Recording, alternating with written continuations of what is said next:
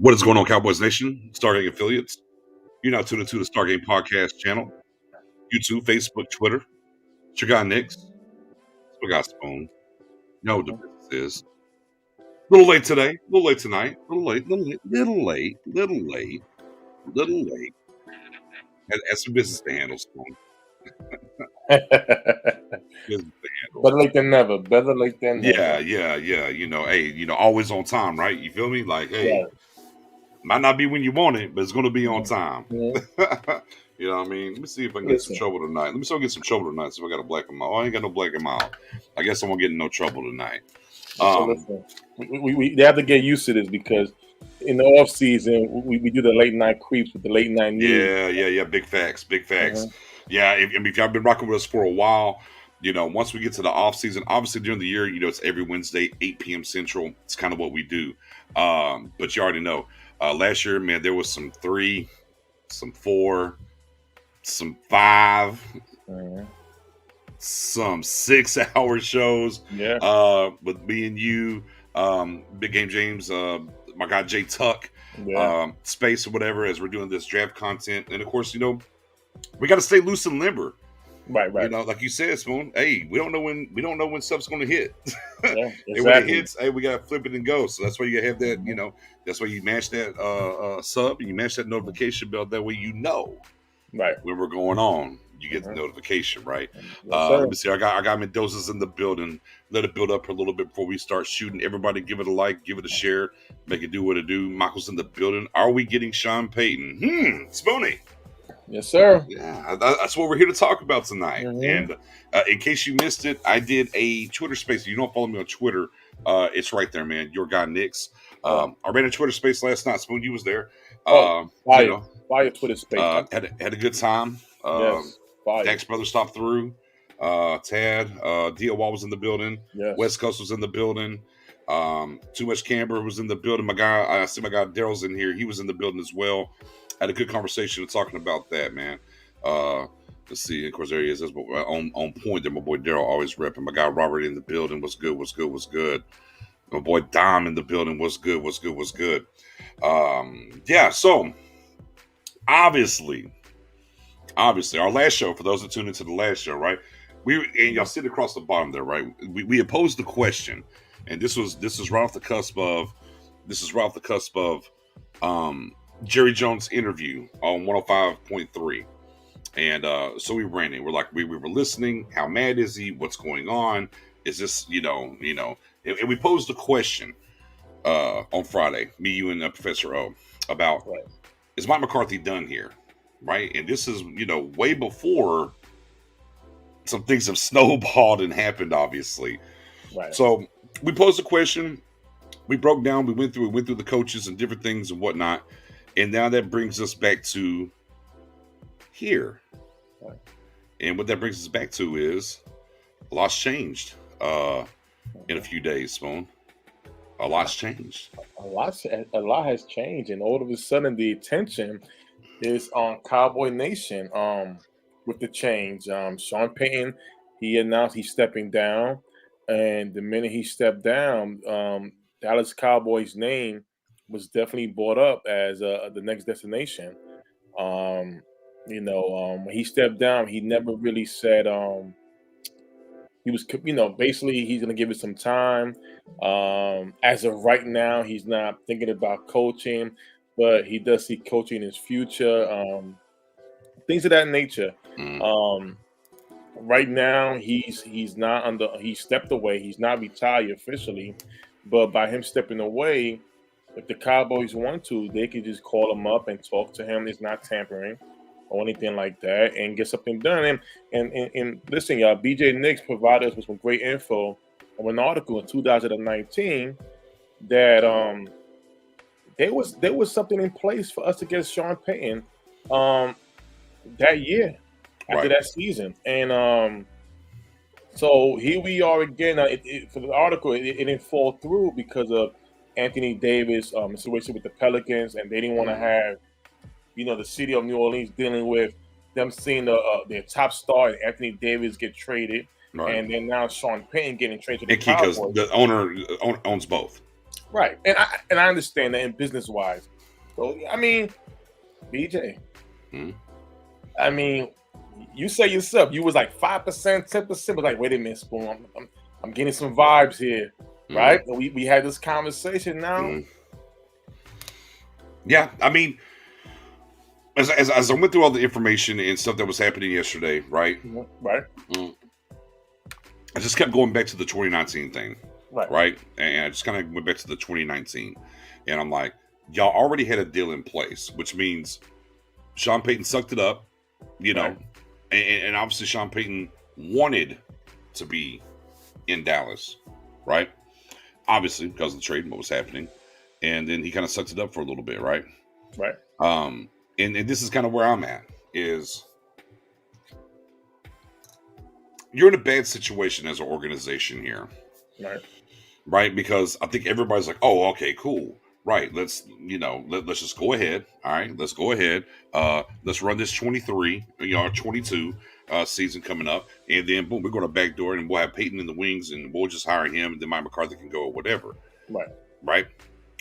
But, and there's a lot of different scenarios or things we could use here.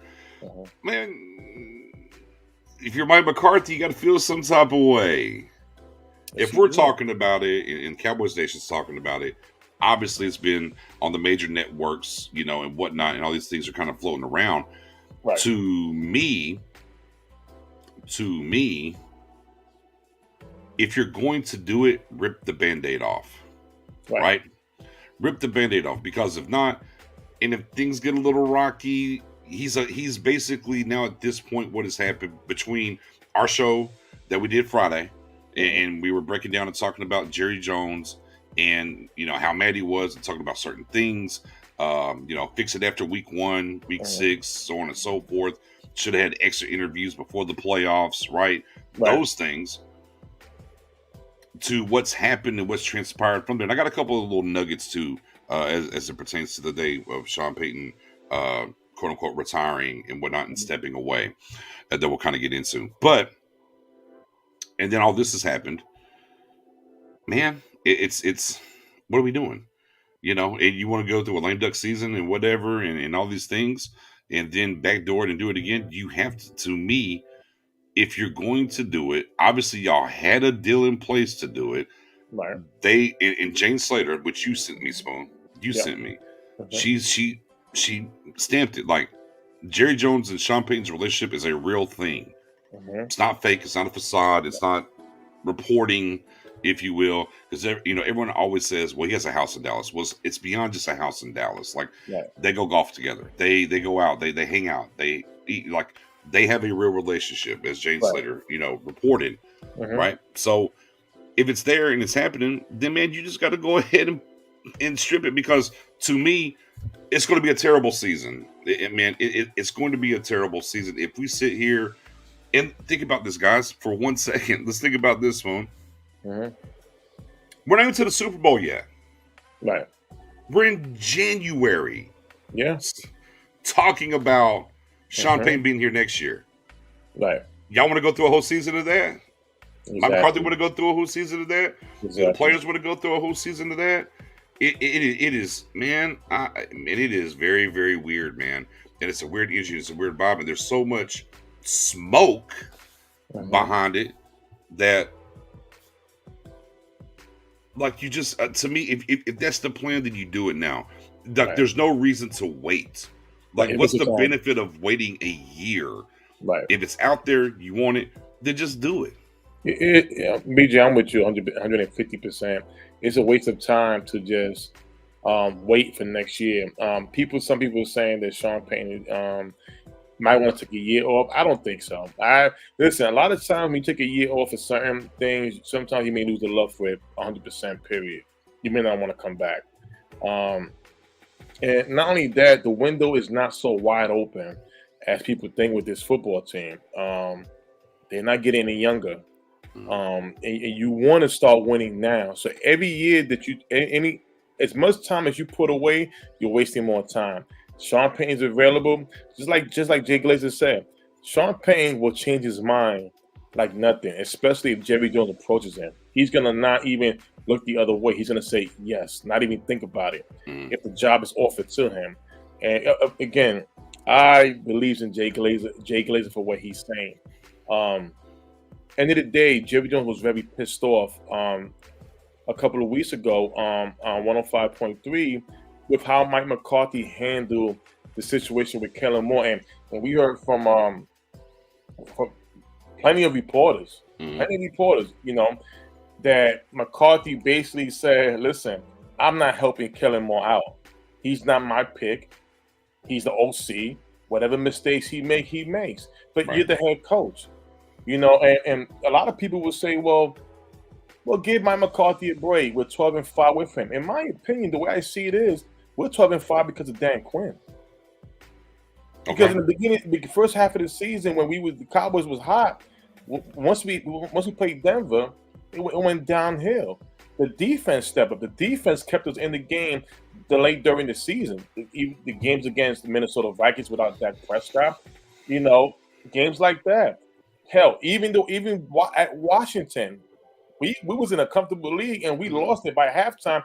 Defense stepped up again. So people were like, "Well, Mike McCarthy." So I think more of Dan Quinn, in my opinion, because at the end of the day, the defense was the thing we had to rely on them towards the second half of the season. Right. And again, I don't. And Mike McCarthy should know better, BJ. If this is the package given to you, if you're not with it, leave it alone. But at the end of the day, we took it. Just remember, you're still the head coach. You still got to make some changes, and I think Jerry Jones would appreciate that. You're talking about cleaning up with penalties during the off season and other things. Well, Jerry's like, wait a minute. These are the things you should be doing after that Buccaneers game during the season. You just let things go. And I'm pretty sure there's more to it that's being said. Sean Payton's available. I'm sorry. He's going to go after him. Yeah. DJ. He's going to go after him. Hey, Space, check your DM on Twitter, Space. My guy Michael brings this up here, says, but everybody knows Jerry Jones hates to be proven wrong. And just like firing Jason Garrett, firing Mike McCarthy would be doing just that, proving him wrong. But see, here's the thing, though. I don't think that Mike McCarthy was quote unquote a Jerry hire. I think it's more Stephen Jones, and I think Stephen Jones. I mean, I think the proof is kind of in the pudding here. Is directly after the season was over, Steve was like, "Oh yeah, Mike McCarthy's here," and then it pivoted to Jerry getting on the radio, being like, not happy about things. And we also have to separate this thing here. Jesse Garrett was their guy. He was here from the Jimmy era. Like hiring Garrett and riding for him so long and different things of that ilk is much different. Is much different than a Mike McCarthy situation and losing. And the other thing about this, like sands through the hourglass, ladies and gentlemen, Jerry's about to be 80. Yeah. Time's running out. Yes.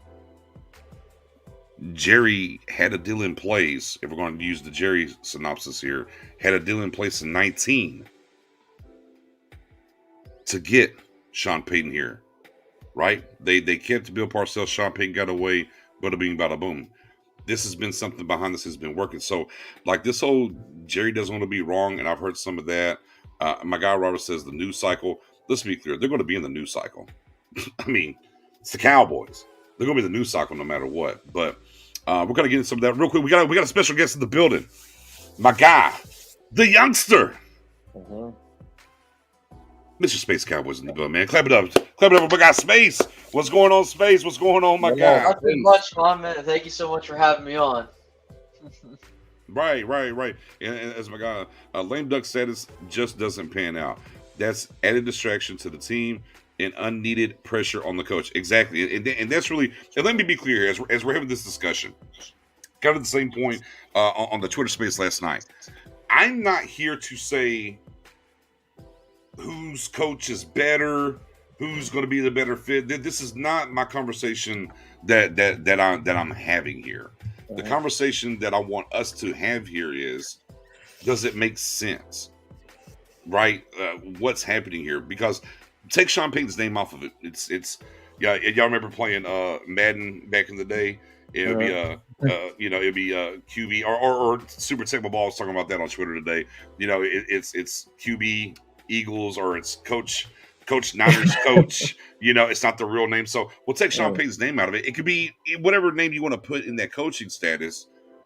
If this is what's happening here in January after what happened in the playoffs, right?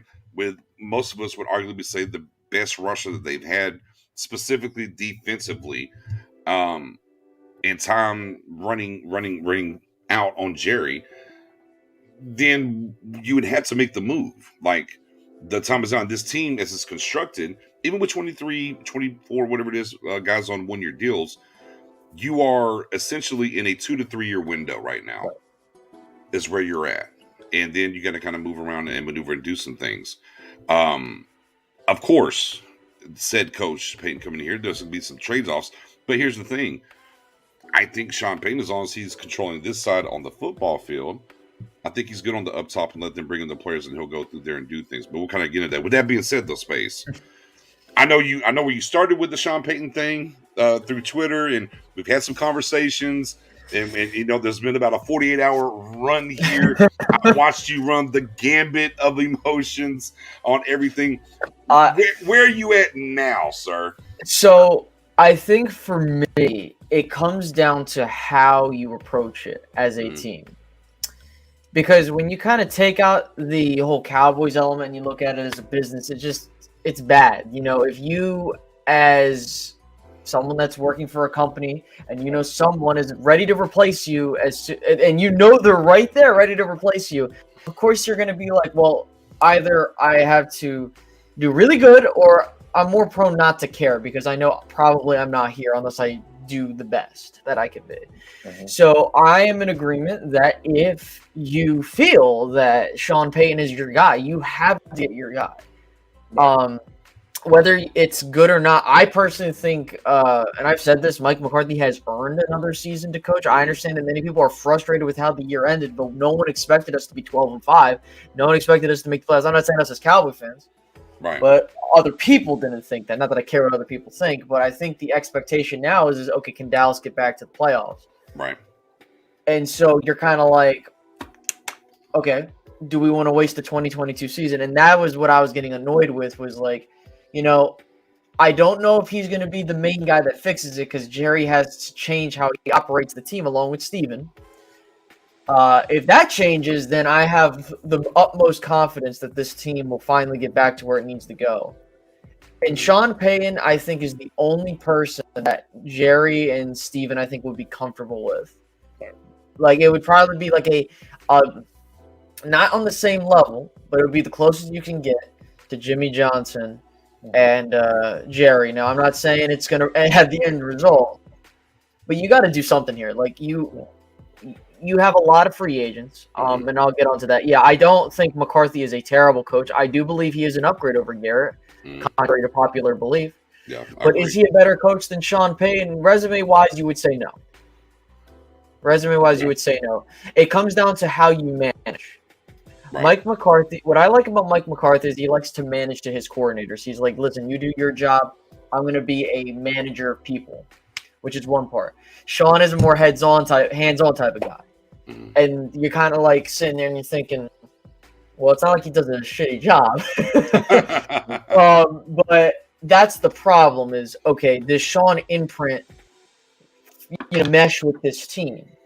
And that's the culture thing that I've been talking about. This country club culture is, does Sean's mindset fit with this team? Because you might, like, there could be a possibility, we don't know this, where he comes in and he's like, do I really want Dak as my quarterback? Not saying he's that feeling like that, but you don't know. We don't know what Sean's feeling about how everybody. He could be like, I want to just strip the whole thing down and build my image. And that's what scares me. You don't know what you're getting in Sean Payton. And not to go on forever, but for me, I think if you're going to do it, rip the Band-Aid off. You got to do what you got to do to win a championship. And if Sean Payton, you believe, is the guy to do it, I think that if you had gotten him in 2019, we would be having a different conversation. Obviously, yeah. But I think that's I'm just worried about how the front office is going to manage this team. If you let Sean or Mike do their thing, I think you'll have good results. That's all. Yeah, and like I said, man, right or wrong is not for me to discuss right now, and that's my position. My position. I'm for your guy Nick. I'm just going to tell you, right or wrong, about this isn't where I'm coming from. I have thoughts. I'll hold those thoughts maybe a little bit longer before I really get into that. But what I am saying is, from an organizational standpoint, if that's the move that you're thinking about in 23, then you have to do it now. Like, like literally, you're going to basically waste a year to a certain extent. Sure, um, can you get in there and obviously you say, all right, well your feet to the fire, guys, all right, and win Super Bowl or bust, and we can see how that plays out. Did we kind of do that with Garrett though? We're not going to send any of these contracts, go in and coach for your job per se. But whenever you have multi-million-dollar players who are solidified that are not going to be here, the messaging can be changed. Like, hey man, this is about to be up out of here anyways. Now, Right. granted, with Garrett's situation, maybe the messaging got a little too long because he was here for so long. Unlike Mike McCarthy, so yeah, it's. I do agree with Space that Mike McCarthy's done enough to get another year.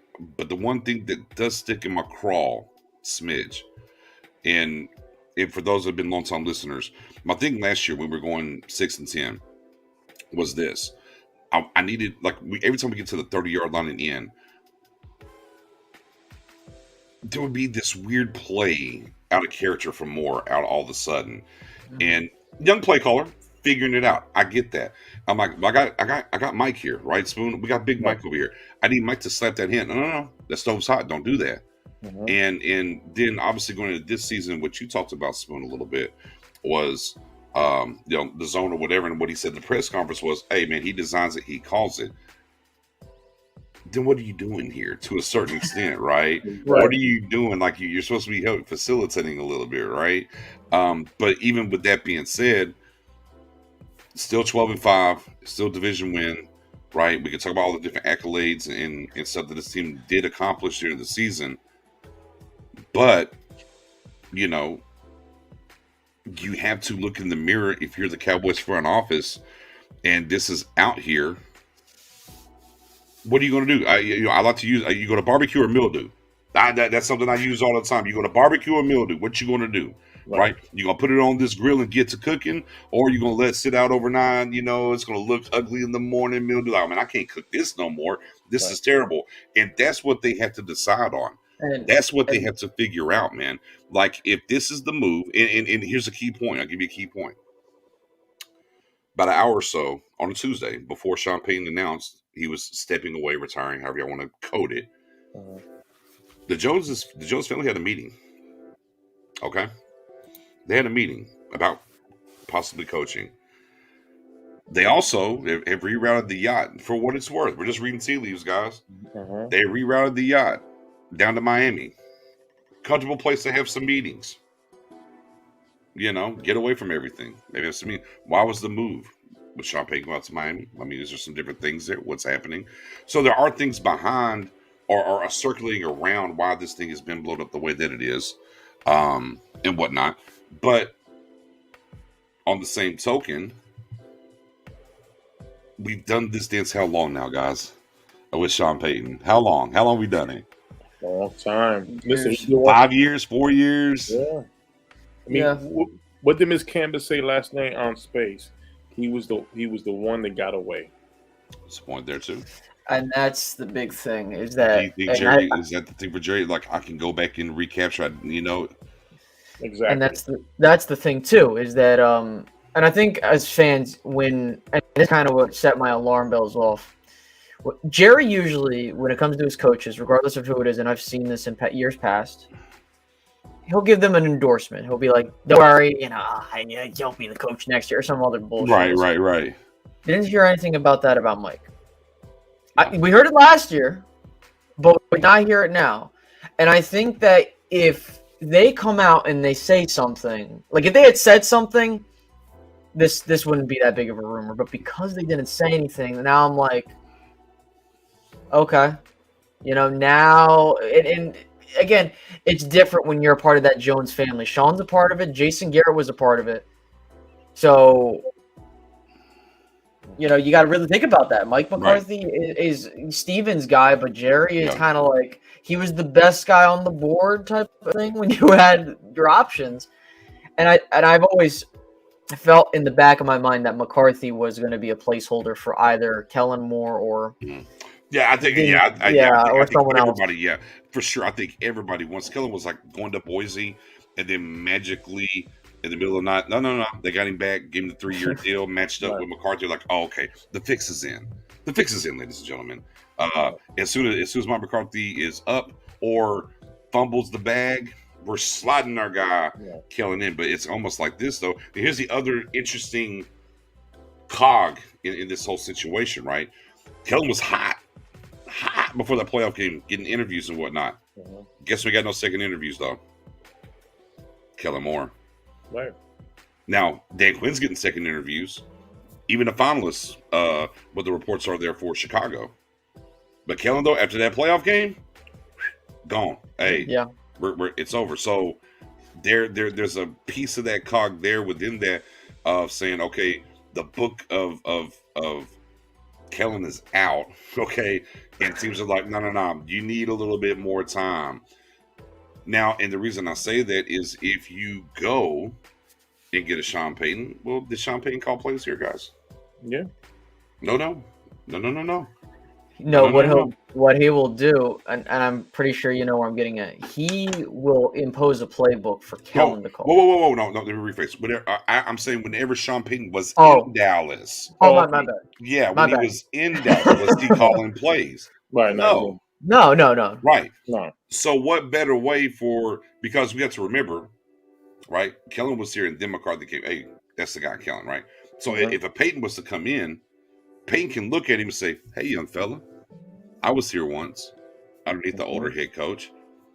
You saw what I did, not calling plays, hanging out, chilling. And then you saw what I went and did. Sit here and learn something, young buck. You're going to be a part of it.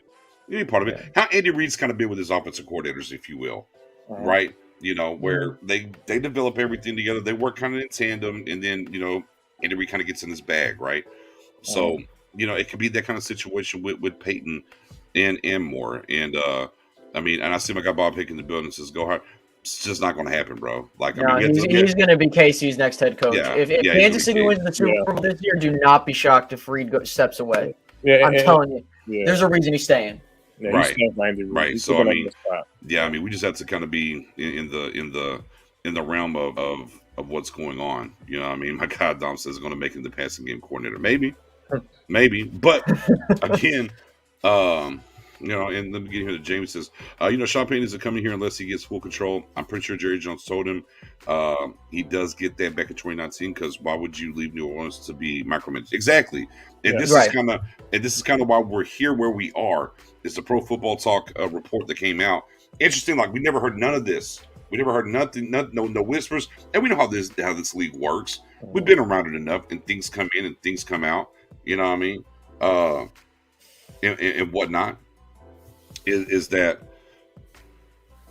for that to drop that day, I just found it interesting. So those things are in place, as Jamie's saying right here. So they already worked out however this construct would be. That's not a really hurdle for them to go through if they make the move, right? Now, and I tongue-in-cheek this thing with a tweet. I was like, patiently waiting to hear Mike McCarthy resigns due to health reasons. Tongue-in-cheek. But that's the other side. But that's the other side. That's the other side to this thing, right? That's the other side to this thing is they have to be, if Sean Payton is the guy they're going to rip the Band-Aid, they're going to do it. They do have to handle this with gloves. They have to, you know, they have to kind of do it the right way. And like, you know, they can't just jump out here and you're fired, you're hired. You know, it has to be tactfully. It needs to be done. Like I mentioned on Twitter, and the post got a lot of likes. I said, if you or Mike, you kind of had the talk, and I know people are like, well, you don't know what he's going to do behind closed doors. Right. You think Mike is that stupid to know what's going on? Like, I don't think he's that naive. I think if you're Mike McCarthy, you're saying, listen, I get it. If you have interest in Sean, just I will do what I got to do. I understand that. Now, there could be a part of Mike where he's like, listen, you brought me here. We don't know what's going on. And to kind of tie back into the whole French, and this is why I think Jerry's willing to do what he's got to do. Mm. When Garrett was here for all that time, right? Mhm. He felt that he had his Sean Payton again. He really felt that he had it. And, of course, it was a whiff because for me, I love Bill Parcells and what he helped try to build with this organization. We were close to finally getting that winning culture back here that we've been missing for years. And Sean Payton is that bridge from the Bill Parcells coaching tree, you know, and there's a reason why he's well respected and why he's been coaching for that long. I get it that his resume doesn't speak for it should be better. We know that. Like we know about the Saints playoff disappointments, whether it's his fault or not. But for me, I think that that's going to be the question mark is if he comes back in here, do you get that Bill Parcells type of relationship where you let him do anything regarding anything regarding personnel / players, him and Will McClay do things. Jerry, you and Steven just, if you're telling me, hey, you want to see these guys here and there, I hear you, but I got to still do my thing. Right. That will be the ultimate telling sign of this organization is starting to take this shit seriously. And here's a question from Bo Allen. It says, okay, do y'all actually think Payton is in play for Dallas? Like for real? I just don't see it happening as much as I'd like to see it. I think it's as real as it's ever been personally. Space, Spoony. Yeah, it's real. Listen, in my opinion, is very real. Just the timing, how Jerry, with his frustration, that then Payton now steps down. Then the article comes out in 19 that we had him in principle and stuff like that. It's made to happen, and I don't think Jerry. Key words what Jerry said on 105.3. He came out and said, if there's anybody out there that's bigger than what I have, I'm going to go get it. You know, right. Basically, you know. Man, you think he dropped a little jewel there? Is that what you're saying? Yeah, he said exactly. Up and down. Does somebody better? I'll go replace him. I know some names. Yeah, I know some names. And see, another thing also, he also did say that it's a shame how other coaches, he named Bill Belichick, have worked with less and have done more. Mm-hmm. And on top of that, he basically took he repeated the same words out of Mike McCarthy's mouth. Mm-hmm. And when you do that, anybody, we all have arguments with our loved ones and stuff like that. When you end up repeating what somebody's saying, you're pretty much just mocking them. And it's like, I don't want to look at you right now. Right. I have never heard Jerry Jones, out of all the even losing seasons, we didn't have a losing season this year. It was more of a disappointment. And then on top of that, when you got former players, now BJ, me and you was at Dallas, and I tell you this right now, for anybody who wasn't there, it was painful. That was my first playoff game. That was BJ's first playoff game, and it was painful. You had BJ outside trying to ride everybody up when we was already like our heads down. I mean, it was a sad. I was like, it ain't over. Yeah, I was like, it ain't over. Sad ride to that hotel. Sad ride to that hotel. There was fighting. Hey, by the way, Spoon. Let's talk about that ride to the hotel. No, let's not. With the taxi. Hold on, real quick. Hey, we were basically like, I don't know, so what were we, 4 or 5 miles from the hotel? Yeah, 4. Yeah. Hey, that's man. Correct. Hey man, that was the most expensive tax, $62 damn. Yeah. Yeah. So on top of how we lost, and hearing the Niners fans that were there and everything else, I had to pay $62 to get back to the hotel. Yeah. Went directly to the bar in that hotel and said, "Hey, let me get that. Let me get that double. Let me get that." Look, walked in. There was a Niners fan there. He was trying to talk away. I'm like, "Give me a double on the rocks ASAP, please. And thank you, Crown Apple. Let's go." but neither here nor there. Let me ask you all this. Our guy, We the Boys, is in the building. What's going on? We the Boys says, "Do we owe New Orleans anything if we hire him since he's retired?" Spoony, Space, anybody want to go ahead and take that? You do owe New Orleans something because they still technically have the rights to him until 2024. This happened not too long ago with Bruce Arians between Arizona and Tampa Bay. They had the trade, I think, a 6th round pick, and I think they gave back a 7th round pick in Bruce Arians. So, and I think for this is the thing too.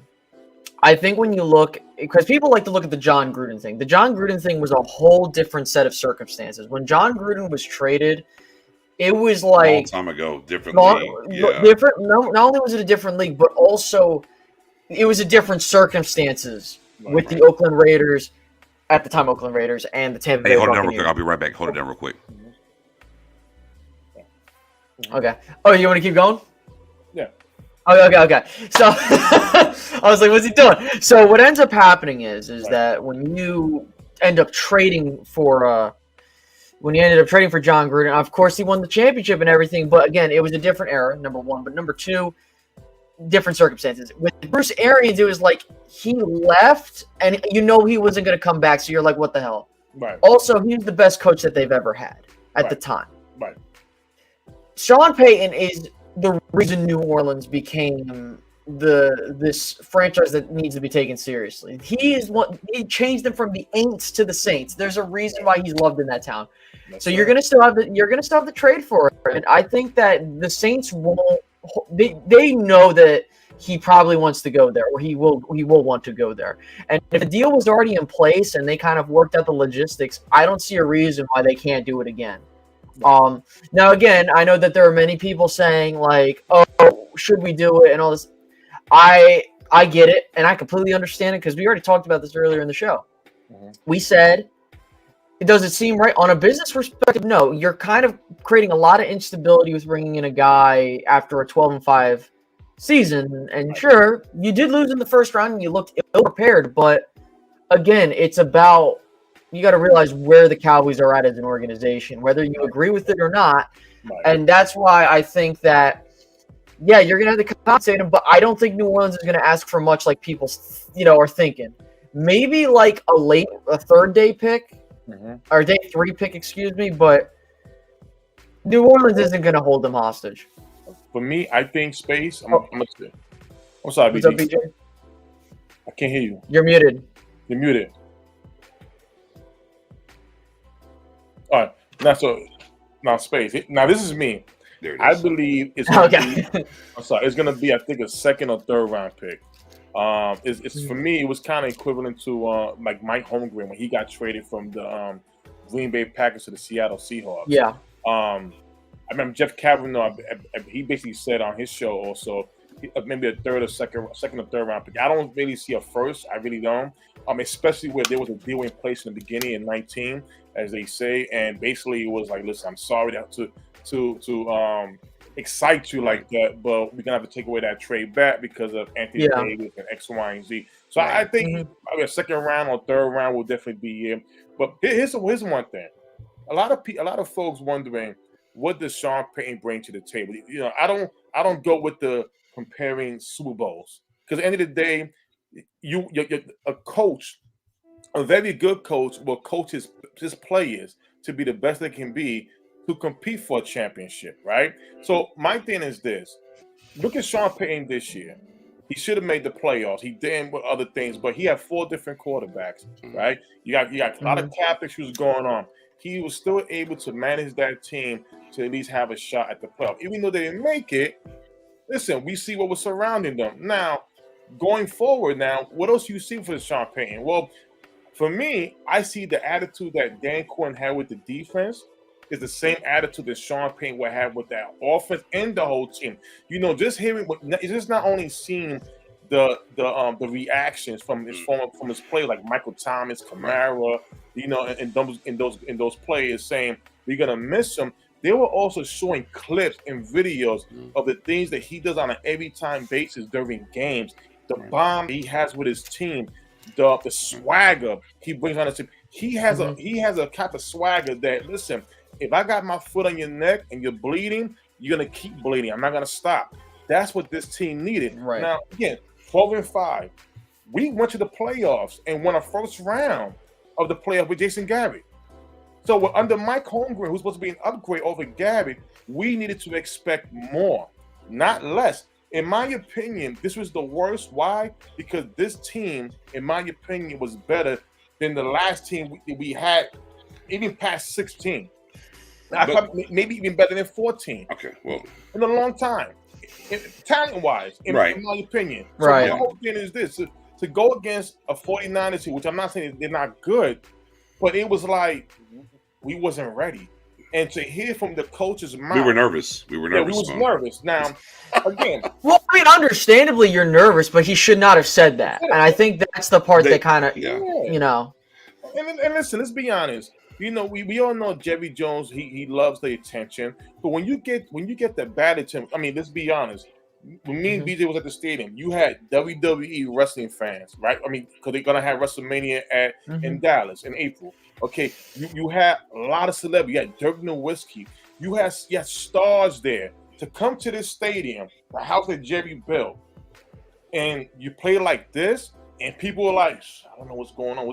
Then you have former players calling Jerry Jones, and on national on TV, they're saying, get rid of McCarthy, especially for the things he was saying. How could you not want to get rid of McCarthy regardless of the record? The record don't mean anything. Yeah. If it was a game that was going back and forth, if we was all going in and we lost at the last minute, it was just a better team that last minute, I think we'll have a different mindset. But the way we play and the reaction from McCarthy's mouth to our ears, it was disrespectful. It was disgusting. He disrespected our forefathers of Dallas Cowboys past. It's garbage. He should not even wear a star in his house. He should have a bag of shit, excuse my language, on to replace that star. He is Sound the alarm, Spoonie Sermon Zone. Here's the thing. I would rather take another year of Jason Garrett than having Mike McCarthy. You know why? At least Gavin. I'm gonna pour some water on that flame. I gotta say I'm gonna pour some water on that flame. Let me ask you. Let me get to my guy Steven here. And he said 12-5 and burn the place down toxic. Spoonie obviously is somewhere that I'm not. Okay, allow me to be clear here. Nah, my standpoint is we have to talk about it. Okay, right? We have to talk about it because it's real. And again, my idea, if it's right, is it wrong, different things of that ilk, that's something else, right? I just want to talk about the actual positioning and what is happening right now as it pertains to that. And we said that earlier in the show. We said, hey, man, 12-5, yeah, to a certain extent, Mike McCarthy deserves a third year, right? But we also have to be honest. I feel we have to be realistic in the idea of how this thing is evolving or unfolding, that what is beneficial at this point, is it with everything that is happening and whatnot? Because to me, until one or two guys have got to come out and say something. Y'all want this to die and get back to business? I'm okay there. I'm fine there. Hey, looks like we want to have McCarthy. I mean, not McCarthy. Kellen Moore. He's good. He's not interviewing no more. And if Dan Quinn doesn't get hired in Chicago, he's going to be back too. That's where we're at. So the big three will be back. You know how this stops? Only two guys got to say something. Only two. And it's the two that have met and have the relationship. It's Jerry Jones, Sean Payton. All they got to do is come out and say, this is not what we're doing. Right? I'm taking this job. Or no, it's going to be McCarthy next year. And they haven't done that. So for us, we're sitting from the outside looking in, right? And we're kind of reading tea leaves and different things that have happened here and there and whatnot. And it's very mum from the star. And you have people that are very close. Like, I don't trust a ton of reporters. Right. But I think there's right ones that you follow, that you listen to. And Jane Slater happens to be one of them. And what she talks about in depth gave me pause. And again, here we are, Wednesday.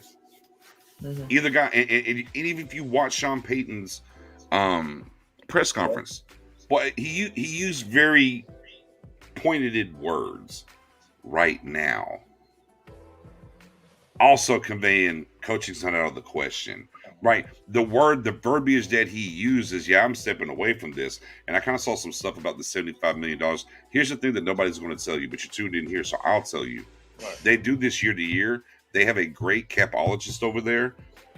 Mickey Loomis is really big on these contracts too. It's not really Sean Payton. Mhm. I guarantee you they'll be okay.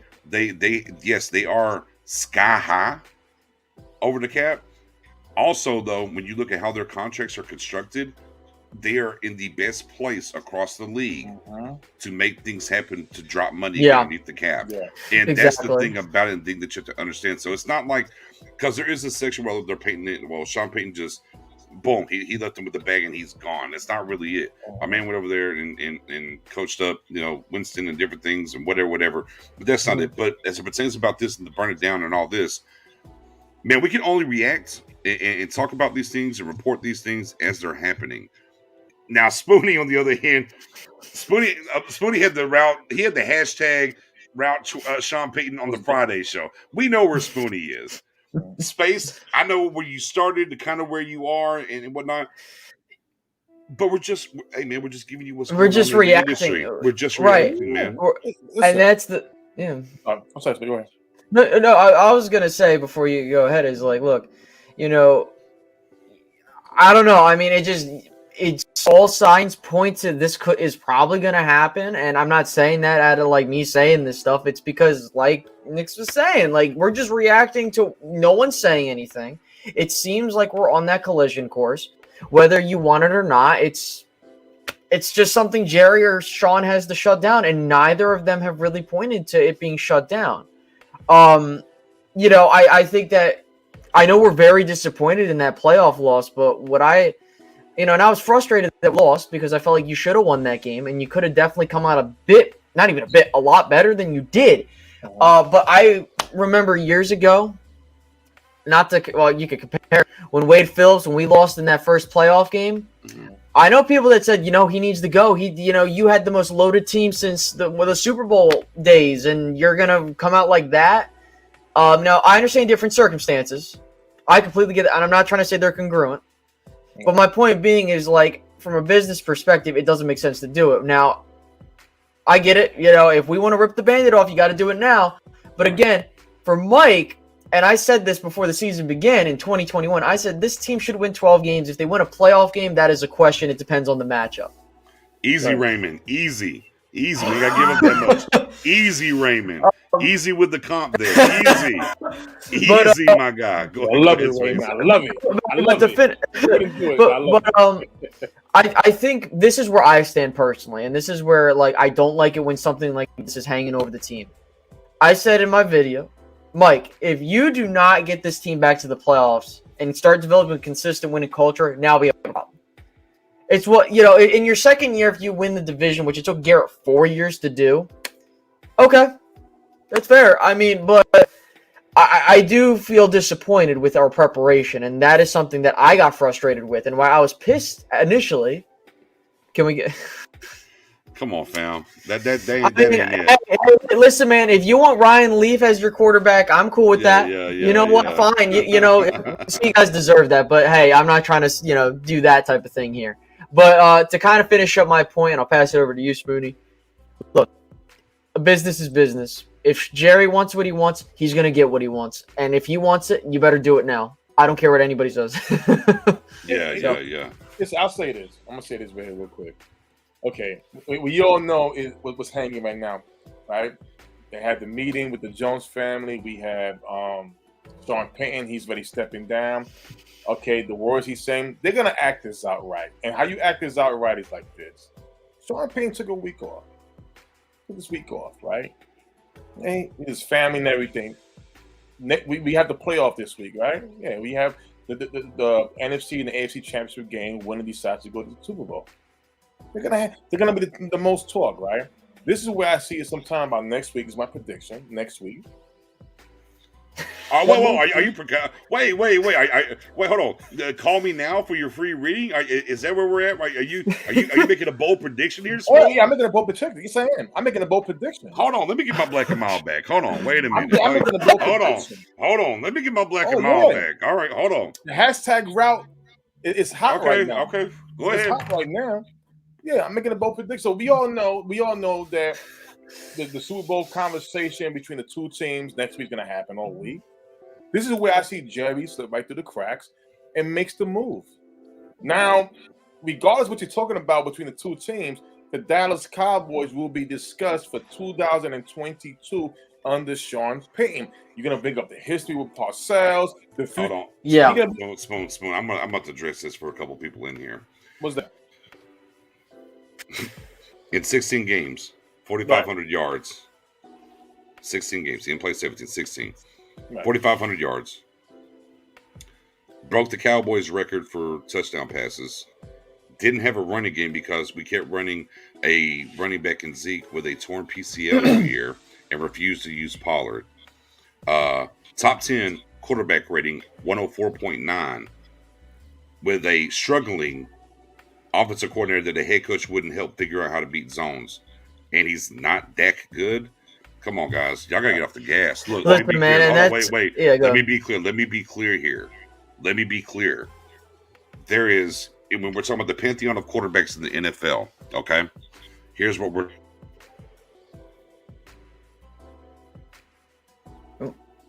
I think BJ has froze. Oh shit. I think he has froze. But But no, look. Listen. You know, if we want to go on the whole Dak train, he ain't good and shit like that. Okay, if you want to believe that, by all means, you can go. Okay, oh, there we go. yeah, you're Okay. back. Cool. I was like, what happened? I don't know what happened. Like, it just my internet just stopped. he's Anyways, trendy. That's what it is. He's trendy. right. I was about to go somewhere. Look, you have Patrick Mahomes. If you want to put Josh Allen at 2, arm talent and stuff, that's fine. And then you got a bunch of guys. It's flavor ice cream that you like. But here's what I can tell you. Dak's still a top 10 quarterback. I don't understand this weird thing. Dak's not that good. And 4,500 yards, 30 plus touchdowns, almost 105 rating, top 10 rating, the whole nine. Man, y'all got to get that.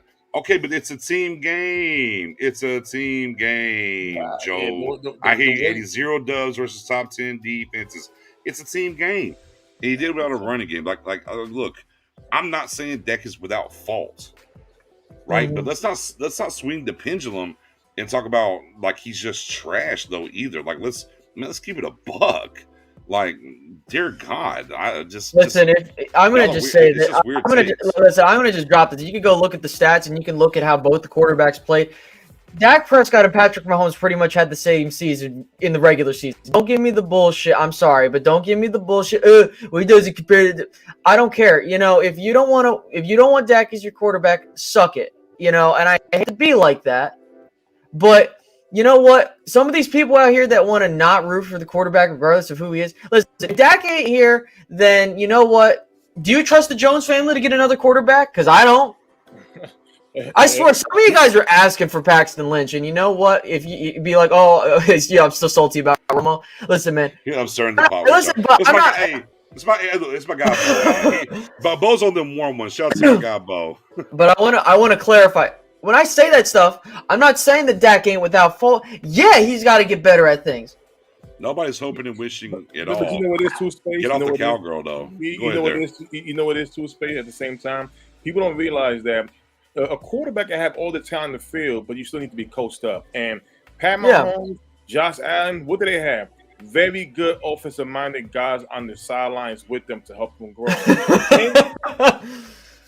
When was the last time?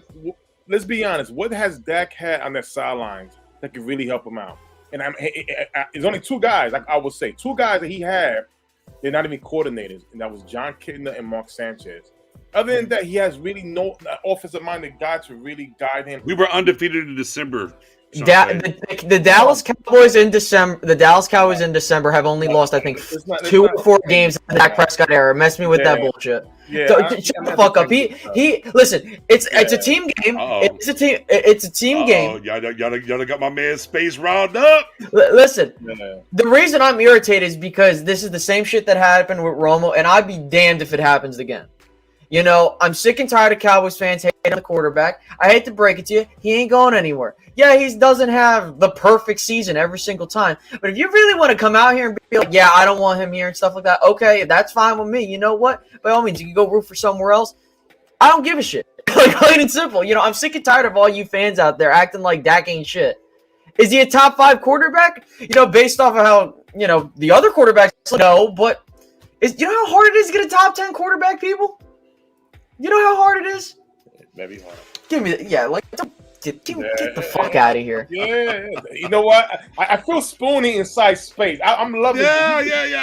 Hey, man. Hey, He's my spirit brother right there. There you go. I mean, I should have turned that into a Spaces sermon real quick. I had to turn that into Spaces sermon real quick. You feel me? You know what I'm saying? Well, I do not tolerate bullshit well, people. You know that. and here's my thing. My God, I said, give some warm shiners. And here's the thing, man. Right? And I've always been this way. I don't understand this weird conundrum with the Cowboys Nation of why you can't love both. I mean, at the end of the day, they're both 1-3 in the playoffs. They're both 1-3 in the playoffs. So why can't we love both? I've always been Team Romo, Team Deck, Team Star over everything. You feel me? You know what I mean? This guy, Harold, man, I don't even know why you're here, bro. How the Texans doing? How the Texans doing? Yeah, you don't even. I mean, Harold get the fuck out of here. Yeah, and Harold's been very quiet all year, and now he's trying to make his campaign. As my God says, least side always goes mom's anyways. Listen, but we got to get back to this old Sean. Yeah, we'll get back to it. Again, Dak. Let me tell you something. Again, that part. Every quarterback has. We're switching gears. We're through with that. Right. We're through with that. Hey man, I love me some Danny White. I will not tolerate any Danny White slander on God and them. Okay, I'm telling y'all. I see he's not really your uncle, but I'm with it. I'm telling you, no Danny White slander. But let's pivot back to Super Bowl. He chose it. I'm fucking around. I ain't Space. Don't do it. I'm gonna pull up on you, Space. Don't do it. Shit. But with that being said, back to the Sean Payton thing, and obviously there's a lot of different feelings. Hey, look in this chat, right? There's a lot of different feelings up and down, left, right, how it should happen, what should it happen at all, in general. But as we were saying earlier, like we have to talk about it because it's out there. If it wasn't out there, we wouldn't be here talking right now. Y'all be bored on this Wednesday night. But here we are talking about it because obviously it's out there. Right. Obviously, we know Spoonie's standpoint. He's staking the ground. My standpoint is if it's going to happen, man, rip the Band-Aid, do it now. Because this season, guys, it's almost like we finally got out of this. To borrow from the Dak situation for a second, don't shoot me. Man, we had to go through the non-paid season where he hurt himself the year prior. Mm-hmm. Right? And we were just engulfed. Is Dak getting paid? Is Dak not getting paid? And all these different things. All the way up until the point that he got paid, he got put away. And now we have turned into this thing now with Sean Payton and the things that are happening. And there's some certain things here and there, you know what I mean? That we have to look at and things that are happening and whatnot. Right. So we can be I will speak. What is it? Oh yeah, Sean, you good? But hey man, you gotta get the responses though too. But so now we're here to this, and we know how it was going through with Dak getting paid. If they don't come out and give a solidified answer, and it's just kind of aloof and it's out there, this whole entire season, guys, we're going to hear it. And that's the thing I want to tie back into, not to go back to the Dak thing, but this is where I'm kind of. But hear me out. When he got paid, right? The big thing was, and the whole expectation. Like, it's all about expectations with the Cowboys, right? Mm-hmm. For me, you go with the market value. When you pay a quarterback that money, you're banking on them to not only give you their best, number one, with the intangibles and plus production on the field, but you're also looking for results. Right. In Dak's first year, or, I'm not saying the wins are his, but his stats prove that he showed up. Mm-hmm. The team went 12-5 because he had he did have his moments where he didn't play well, but a good chunk of it he did. Mm-hmm. He played enough to get the job done. He threw 37 touchdowns in 16 games.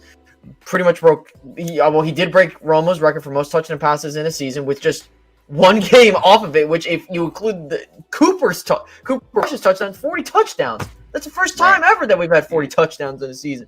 Right. And for me, the reason I bring that up is because I don't have a problem. Like, this is where I want to tie it back into Sean Payton. Like I said Right. earlier in the show, Mhm. it comes down to what he feels if he comes in here. Does he want Dak as his guy? Which I think he will, because he understands the situation.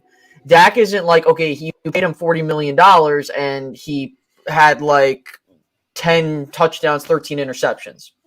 You know what I mean? Now, if we bring in Sean Payton, going to this, if we bring in Sean Payton, you know what the expectation is going to be.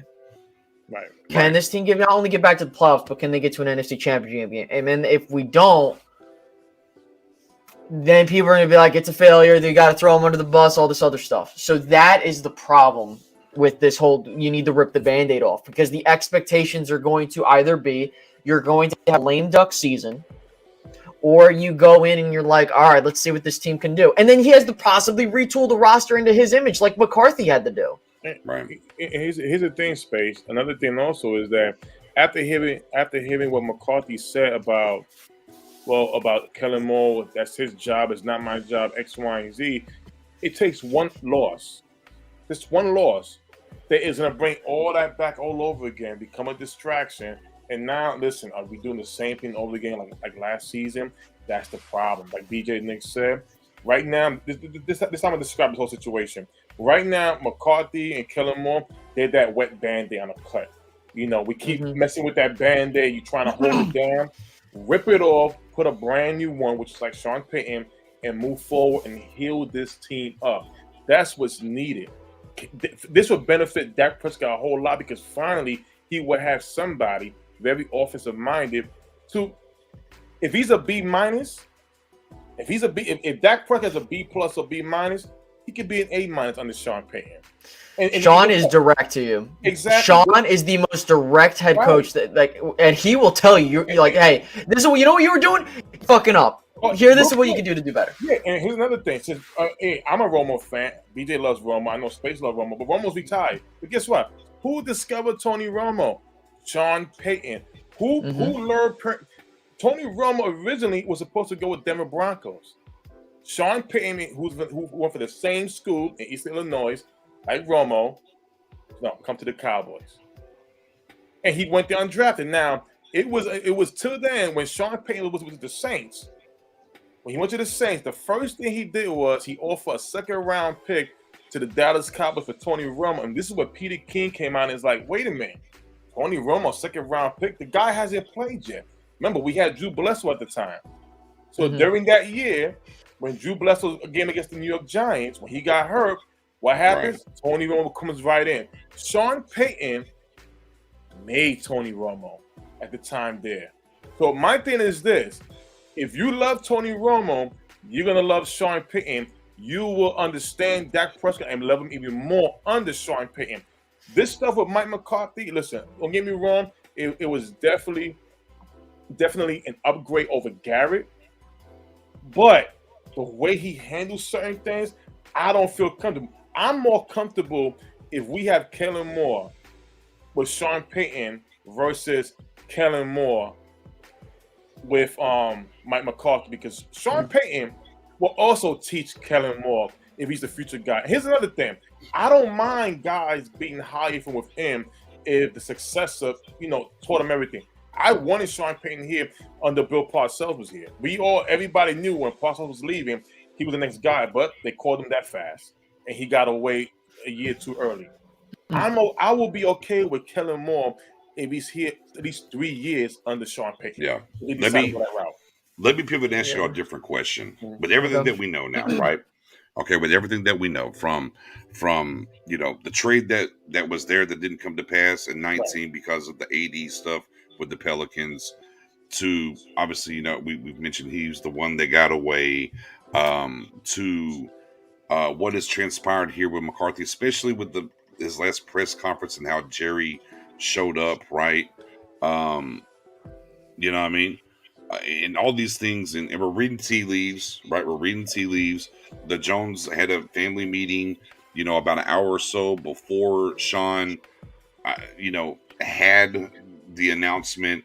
I don't think you can just say or dismiss it, because they could have met on Monday. They didn't. They met on Tuesday. They happened to meet an hour or so, almost like they kind of had a heads up, if you will. So, with all these things that are circulating and things that are happening, and I know Cowboys Nation is burnt, right? Whether it's the Earl Thomas thing, the Jamal Adams thing, right? In general, the Cowboys Nation has been burnt to a certain extent on things that have happened. There's and this is me taking us out of reacting to this here, just about Cowboys Nation, what we've seen on Twitter, in this chat, everything else is a strong part of the nation wants him, a strong part of and then on the backside, there's a strong part of Cowboys Nation that doesn't want it, right? They're like, no, I'm not trying to do that, right? So we're kind of within that spot there, and what's happening. If it doesn't happen, right? Possibility. We're not here to say it's going to happen. Obviously, things are just happening. If it doesn't happen, what are your feelings moving forward, knowing everything that's been out there, went around, whatnot, so on and so forth? How do you think that things are going to proceed moving forward? I'll take Cowboys two-part there. Within the organization and also within Cowboys Nation. Mm-hmm. So you can start with either point there, Space. Within the organization, it is going to be Mike McCarthy. How do you? I get it. I'm asking you to look into the crystal ball here a little bit. Yeah. Nobody's going to judge anybody. Well, they always judge us. You see that? Never mind. They're going to judge us, but here we are. So this is what we do. So what do I think will happen if we keep Mike McCarthy, regardless of what happens? Right. I'm going to be completely honest with you. You're either going to go down one or two paths. Okay. You're either going to get a Mike McCarthy Green Bay situation where you're consistently going to the playoffs and you have hit or miss seasons. Like in the playoffs, I mean. Or it's going to be the same old under Garrett. Now, for me, I think the more realistic option is that this team stays in the no man's land where you do good enough to get into the playoffs and keep your hopes up. But, that's going to be a problem because for me, I think that this is a massive issue culturally with the Cowboys. Mm-hmm. I think on the front office's end, and I'll get into the Cowboys Nation aspect in just 1 second. For the Cowboys front office, what their typical thing is, they kind of run everything. They will know what players they want to see on the field. They know who they want to bring in, all that stuff. Mike McCarthy is content with that, and I don't like that. I don't like the fact that he can't be like, listen, I want to play Terrence Steele because I personally feel that he's doing better. I want to play Tony Pollard because I feel and see that he's doing better. Right. That's a problem with me. Now, I do believe that Sean Payton's like I said, the only guy that could probably get that leeway. So you're going to end up having the same way this organization's been run for the past maybe 20-something years. You can maybe see Parcells do it every so often, but towards the end, it kind of like started unraveling. Now, how would Cowboys Nation respond? We all know what's going to happen. They're going to complain, we should have done this, we should have got him, or if he goes to another team like the Raiders or something like that, oh, you should have gotten him, this, that, and the third. I think that what we should be saying, and I've been saying this on Twitter, you really need to press how this front office is doing. Mm-hmm. That is going to be your determining factor, and that is why I think regardless of if you bring Sean in, regardless if you get a new quarterback, regardless if you get a whole new set of players, unless this front office takes their job seriously, get the egos out of it, nothing is going to fundamentally change. You're open up a different can of worms there, Space. Just give me the... I'm giving you the 5 years down the road without Sean Payton. You're going to see same old. Okay. All right. So bleak would be the term here for you. Yeah. If it doesn't happen. Okay.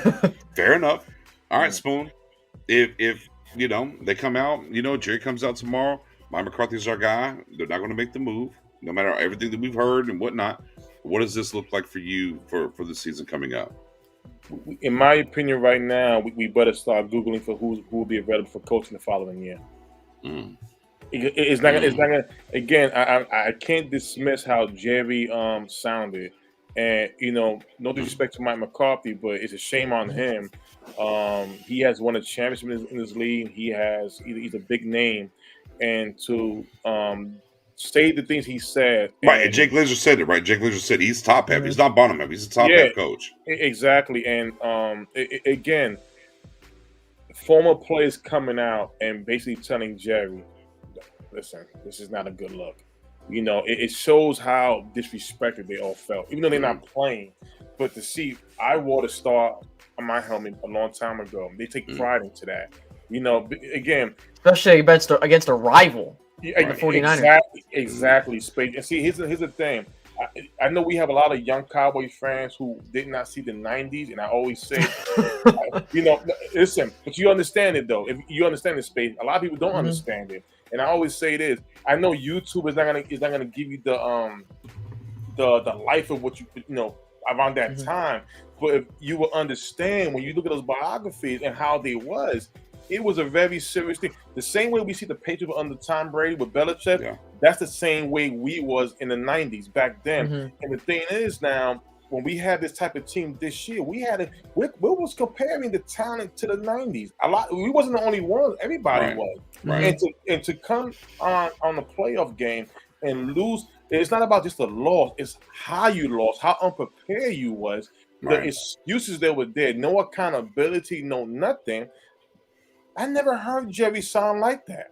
And for him to come out and give credit to a lot of other coaches who made the playoff with less talent, and he said it. People keep saying that Jerry don't do anything. Jerry has put talent on this team. It's just the right coach hasn't come by. Now, we thought McCarthy would be the guy, but after the way he sounded, I get you. It's still 12-5. Yeah, it's 12, and again, it's 12-5, but it doesn't feel like you think it's a Fugazi 12-5 though. Yeah, right. It doesn't feel like 12-5. Okay. For me, I feel like 12-5 with under Dan Quinn because Dan Quinn made a bigger difference on this football team that McCarthy did, and I really feel if Dan Quinn wasn't here. All right, so wait. So let me ask you. So you're thinking you're saying down this hole here that right? Just so I'm clear, down the hole here. That McCarthy did make a big impact in this 12-5, and you think it's going to turn worse if this is going to be the way next year? I give you my exit plan right here. If we don't get Sean Payton, I'm saying bye to McCarthy. I'm giving the keys to Dan Quinn. Okay. Well, we don't want to open up that. We ain't going to open that. I'd rather go that route. I got you. We don't open that up. I'd rather just go that route. Real quick, guys. Y'all got a little time on your hands or no? Got a little bit longer. Yeah, okay. I'll tell you what I'm gonna do. I'm gonna drop it in the chats. Anybody wants to come up here, click the link, come up here, give your take. We'll respond. Give you a little time. We'll let y'all come up here and interact a little bit. All you gotta do is hit that link right there. Cell phone, tablet, laptop, whatever.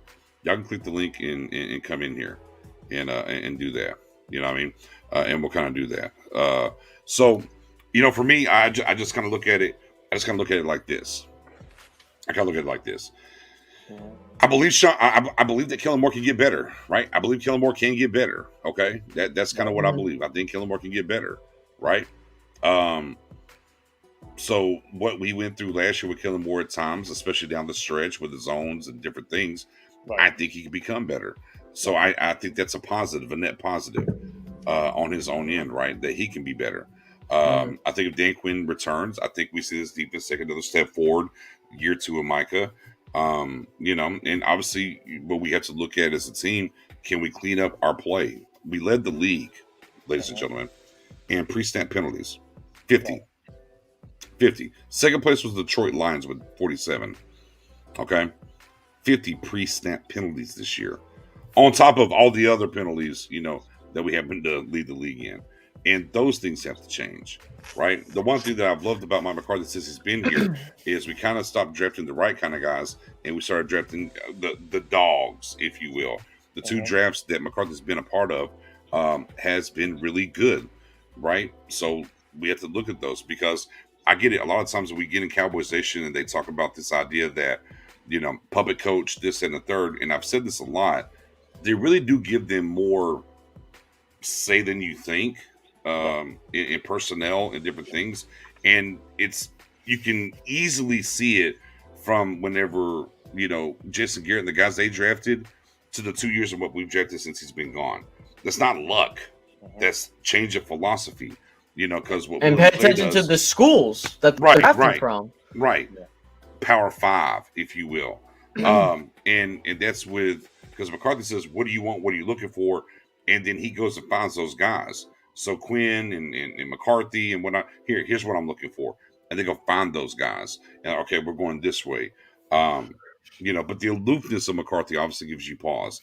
But I don't think this thing falls off the rails next year at all, by any stretch. I don't think it does with McCarthy. But it has to be handled the right way. Y'all can't let this just linger. It can't just consistently stay out here with Sean Payton. Like, you either have to put it to bed or rip the Band-Aid. There's no in between. And it has to be quickly. You can't let it linger. It can cause problems. My guy Daryl's in the building. We got a guy coming in here. Go ahead, D. What up, my guy Nix? I'm letting you make your great facts and thoughts and comments because you always bring in truth, like my guy Spoonie and Space Cowboy.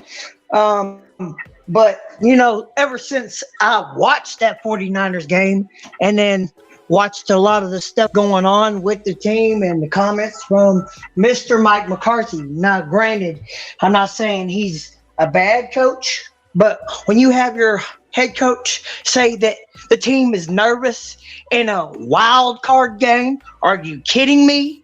And I've been a fan since 1989, and Jimmy would never approach that way. Number one. Number two, if you're about winning a Super Bowl and being a winning team, you have to learn to make your team be excited about where they're playing, who they're playing, and bring the straight fire. You get your team excited and you get your team emotionally ready. Okay. And when you sit there and say, oh, the team's nervous, I got a problem with that. You need to get the boy Sean Payton, make it happen, Captain, because you know what?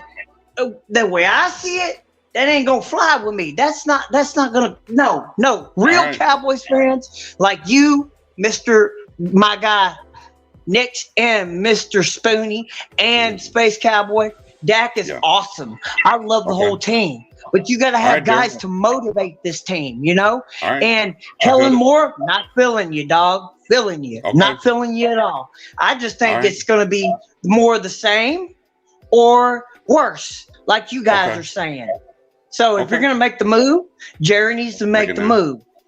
And I agree with that. You know what I'm saying? So I love you guys and just keep rocking your great content because I'm gonna be sharing and liking it all. Hey, man, hey brother, we always appreciate you, my guy. Thank you. Thank you for your comments, man. Love his fire. No, man. Hey, you guys, you keep doing your thing. I'm always going to be sharing your stuff and watching. And hey, I'm always going to be a fan no matter what. But we got to do better than this because we really had high aspirations and we fell short. And that's not I know, D. Hey, man, my D brings some passion, brother. Man, we appreciate you as always, bro. Have a good night, man. Yeah, my guy D always brings the passion. You already know what the business is. Love it. Anytime D's in the building, y'all know what's going on. Yeah, you know what I mean? Man. It is what it is. But with that being said, guys, hey, click the link, and just like Daryl did, maybe don't move as much as my guy Steven said. Sit still. Hey, man, Daryl's got that energy, man. He can't sit still. It is what it is.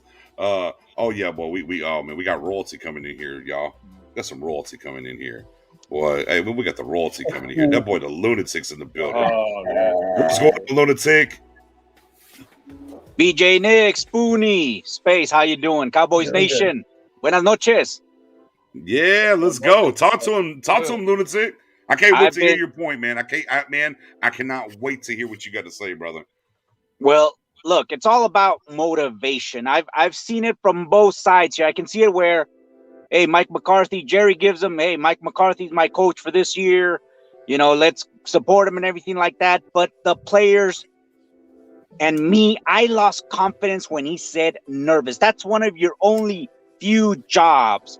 And you did not have your team prepared for a playoff game at home. Yeah. That's when I'm saying, those red flags that we knew about it. at the end of his tenure in Green Bay, they became bigger during his press conference.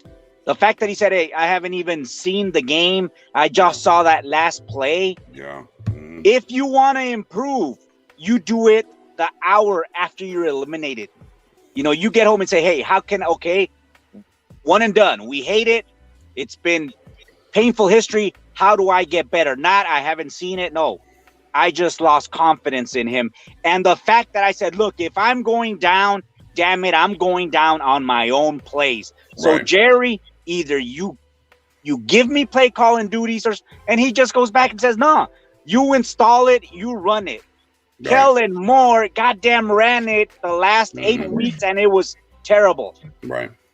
Why Lunatic, could you? Hey, and Lunatic, I'm with you because I was a very big Mike McCarthy proponent. Very big. Especially in my Twitter spaces. I was very big. And I had a lot of pushback during the season. And I was very big, and I was converting people over during the year. Things were happening. And then that press conference happened.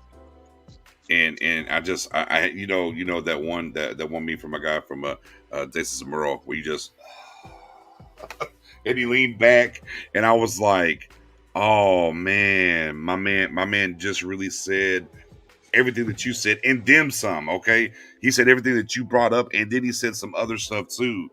And I was like, I can't believe the things that he's saying, because one of the things about Jason Garrett, we chastised Jason Garrett about this his last year he was here, because it was, Garrett's holding Kellen Moore back, and Garrett's like, and we did shows and we talked about it, like, Garrett's just throwing Kellen Moore underneath the bus. That's what we said, because Jason Garrett's in post game press conferences talked to Kellen, I ain't calling the plays, and that rung in my head whenever Mike McCarthy's like, you design it, you call it. I ain't trying to call no plays. I was like, oh my God.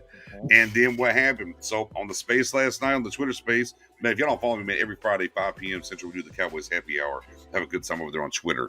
Last night, man, I had to look at Dia, I had to in Canberra and tell him, like, hey, I know all year I've been on this train and I'm going to eat this crow. My bad. Like, that press conference made me sick to my stomach. I was like, I could not believe the things that he said in that conference, Lunatic. It blew my mind. I was like, oh my God. Yeah, and Nick, I felt like I was set up for failure. Go ahead, Lunatic. And let's remember, the playoff game was close because Jimmy G almost gave it away to us. Right. Yeah, that's the only exactly. reason. It should have been a worse loss, except Jimmy G gave it to us. But as I've told people in the chat, look, I don't care if we lose a first, a second, or a third, but I have Sean Payton, then have that first, that second, and a third, and have Mike McCarthy and Kellen Moore. I'm sorry, I have lost faith in them.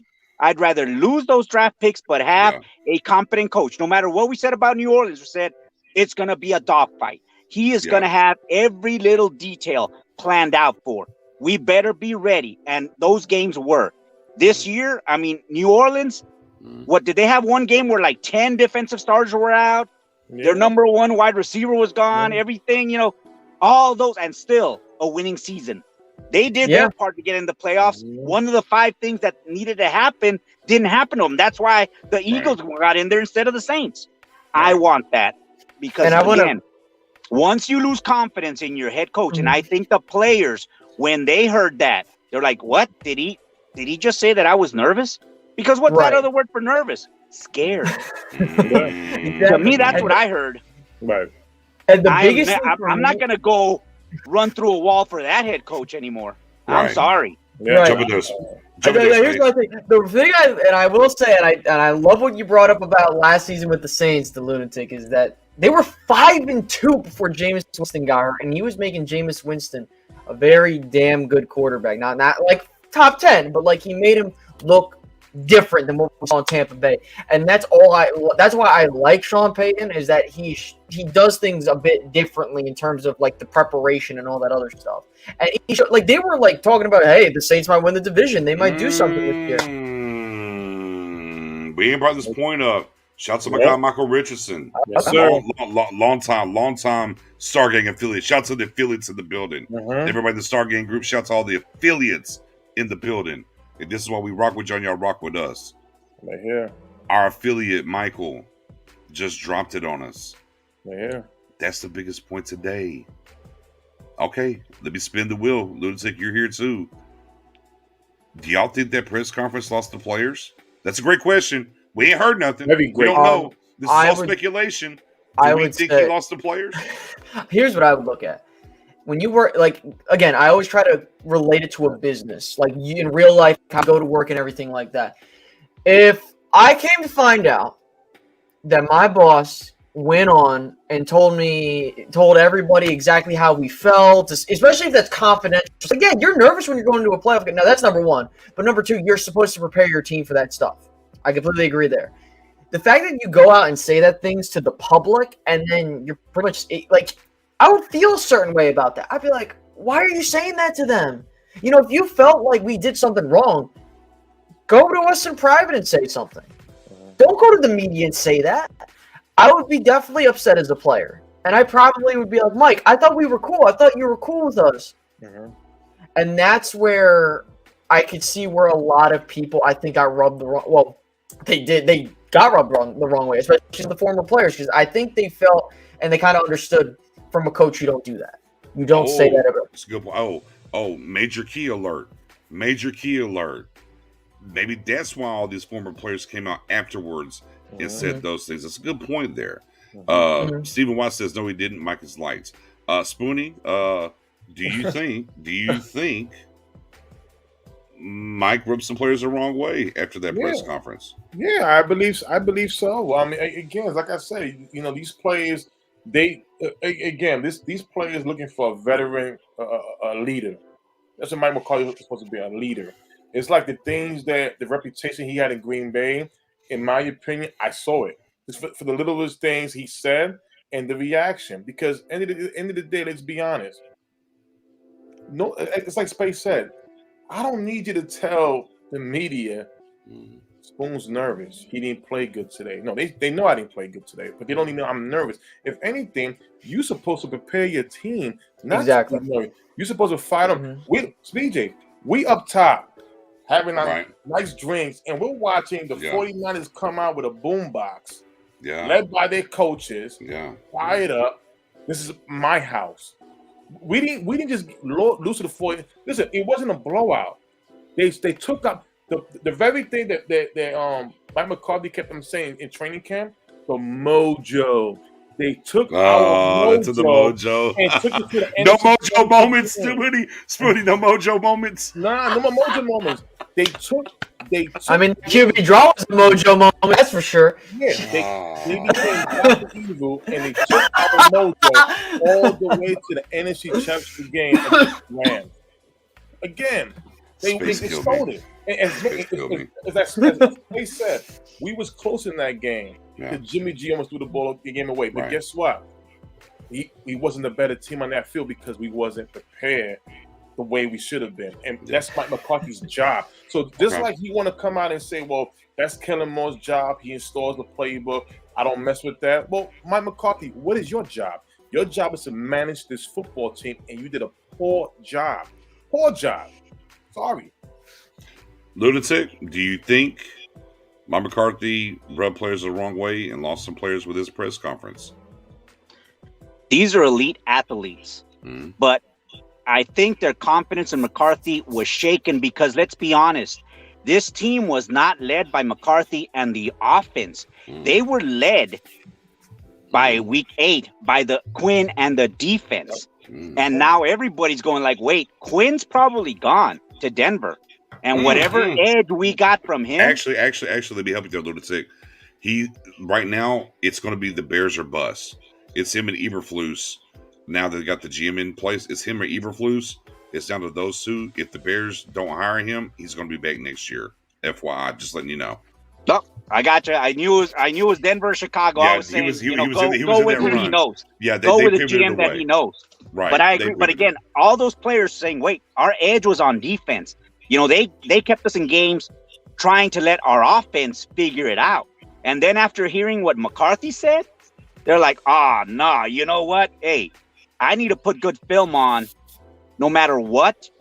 But again, whatever edge, they know that McCarthy's not going to give them that edge. So that's why, did he lose it after this press conference? Yes. Okay. He no longer had that edge, thinking the player saying, hey, you know what? Come with me. I could give you that. What did he say? I know how to win in this league. I know how to win championships. Everything we'll do is That about was winning. shattered. I think that was shattered in that press conference. They were like, maybe back then, not right now. Mm. No, 100%. All right. I mean, fair enough. Hey, Lunatic Man, brother, we appreciate you as always. I ain't forgot about what you inboxed me about during the season and trying to do some a little mojo for the nation. We're gonna circle back and do that, by the way. I ain't forgot about it, Lunatic. Anytime you got my Twitter handle, you know it. I got you. Yeah, absolutely. And we're going to circle back and we're going to do something for the nation for sure. And we'll kind of get to that. Before you get out of here, Lunatic, man, if you got anything for Cowboys Nation, the floor is yours, my brother. Go right ahead. Just a reminder to Cowboys Nation: like, subscribe, and share. Again, this is in-depth Cowboys coverage. We love this team. It's in our DNA. We want 6 and more. And we need that information so we can be those informed fans to go ahead and spread that information through Cowboys Nation and let us be all headed in that direction. As I said, I know Dak will be a Super Bowl winning quarterback, but now I believe it's going to be under Sean Payton, not Mike McCarthy. Jerry, make that announcement the Monday before the Super Bowl. Get the most bang for your buck. You are a publicity machine after all. Get the bang for your buck. Get us excited for this year. It doesn't matter. The cost is not too great. Cowboys Nation, have a great one. Thank you all. That part, brother. Appreciate you, Lunatic, man. My guy. We call it. Lunatic, yeah, anytime Lunatic's in the building, you know it's a good Yeah. Listen, what time is it, man?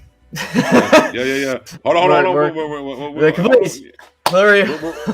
to kill it here in a second. Hold on, Space. You didn't came along for the ride now. Welcome to the show.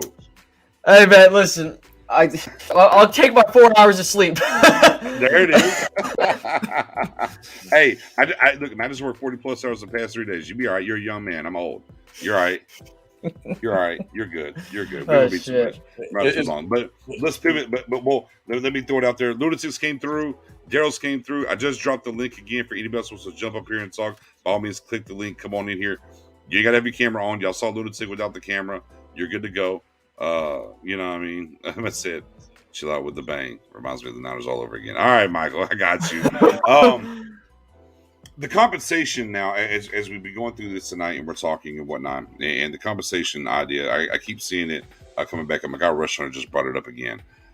Is what compensation would be if Payton was to come to us?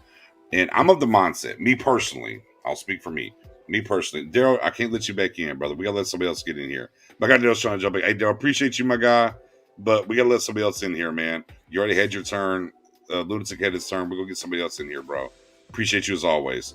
The whole idea that the deal was actually done in 19 and it was a wrap, and then he stayed on and fought the good fight. To me, Rush, I believe that the compensation isn't going to be that high. I really don't think it is. I think we're talking at worst for us, maybe a third. You're going to get some third round comp picks anyways. But at worst, we're talking about a third. That's how I look at it. I think maybe a fourth and a sixth gets it done. But I'll spin the wheel. I'll start Spoon. Compensation for Payton, what do you think it's going to be? Yeah, or if it comes down, you got to give him some. Look, let me pause. Let me add to that. It'll be some cash. There'll be a little cash. I detect a little cash in the air. I think there'll be some money. There'll be some money, but that don't affect the salary cap. So who cares? They can go give him $100 million. It don't matter. I'm not saying Jerry will just give him $100 million and be like, "Here, I'll pay your whole salary." Right. So I think a little cash, and at worst a third, maybe a fourth and a sixth, maybe a fifth and a sixth, something like that is kind of what I look at this deal. If it goes down and it happens, Spoon, what do you think? No, I agree. I think it'll be the most will be a second. The most, in my opinion, will be a second. Think a second? Yeah, my guy Stewart's on board. Shout out to my guy Stewart in the building. Yeah. Second as well. Another affiliate in the building. Yeah, second round pick. I mean, it was the same type of deal the Seahawks gave for Mike Holmgren a long time ago. I can see a third, a 2/3, maybe a third and the fifth, something like that. But I don't see a first round pick at all. I think we'll be safe from that. All right. Space. What do you think it would take? I'm thinking would say? between. I would say Hold between. on. Shantae, come on up here. Hey, you sound like you're in elementary school. That's fine. We ain't going to judge you. Don't be scared. Come on up here. You got to show Listen, your face man, even. listen, man. People think I'm like 15, so like it's okay. Like, trust me, I get that same treatment. Yeah. It's all like, good, Shantae. Don't be scared. Come on through. Yeah. Go ahead. But, Go ahead, Lunatic. I think between a second to fourth round pick. Okay. Second to fourth round pick. And again, going off of what Spoonie said, I think there is a template. I mean, we all discussed it. There was a trade in place. Do we know what the compensation was? We don't. No. Right. But I'm guaranteeing you they probably will be like, hey, remember that agreement? Let's start there, and we'll maybe tweak it a little bit. It's going to be that, and I think you got to do it now. You got to do it before free agency begins. That's all I'm going to say. Just get that out of the way, because here's the thing, too. You're going to get comp picks, ladies and gentlemen. People are forgetting that.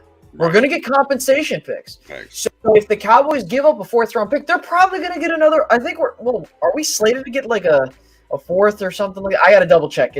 We'll find that out. I'll find that out later. But we're going to get our compensation picks. So that's why I'm not concerned if we give up. Yes, a third and a second is a lot. It is. And so I would say that the bargaining price would be just Sean's done a lot for that organization. You know, the Saints. There it is. And that's what sets it differently from a Gruden, a little bit different from a Holmgren, I would say, because he changed. Now, Holmgren actually changed the whole culture, but we're talking about an entire franchise's history. Right. The Saints were nothing. And let's not forget as well, came in right after Katrina, restored the feelings in the building. So I'm telling you, Sean would be like, listen, they will get a deal done. It doesn't matter how you paint it. The most they'll be like, listen, just give us the fourth, maybe. Give us a third, and we'll take it. As for me, if you're going to do it, do what you got to do. That's all I'm going to say. Do what you got to do. Yeah, and look, and I agree. We got you, Sean. Say, go ahead, do what you got to do. And here's my thing, right? And I completely agree with what you were picking up there. And this is kind of my point. We've seen this years past. Like when a guy's done a lot for an organization, player, coach, or otherwise, that team isn't trying to hinder or block his blessing per se, or his moving on. And the fact that they had the deal in place in 19 told you everything, right? Mm-hmm. It told you everything. They had a deal in place. We don't know what the compensation was. We don't. That's fair. It's fair. But they already had a deal in place. And then he came back and coached 2 more years. Be clear. Was Drew Brees out the door in 2019, guys? Nope. No. Think about that. Let's think about that for a second. He was going to be out even with Drew still in the mix. Yeah. And he stayed and fought the good fight. So I think for me, and I look at this thing, if it is to come to pass, if you will, I don't think the compensation is going to be that much. I really do believe that they're going to give him, look, what he's meant for the city, what he's meant for that organization. They're going to bid him adieu, thank you, move forward, because no matter what, he's always going to be tied, to the Saints. Yeah. Like you cannot tell the history of the Saints from now till infinity without mentioning Sean Payton. And these teams kind of understand that. It's no different. It's the reason why they didn't trade him was because, hey, we own both franchises and the city, and the biggest guy we have on basketball is about to leave. We can't let the biggest, and look, and be clear, and this is real.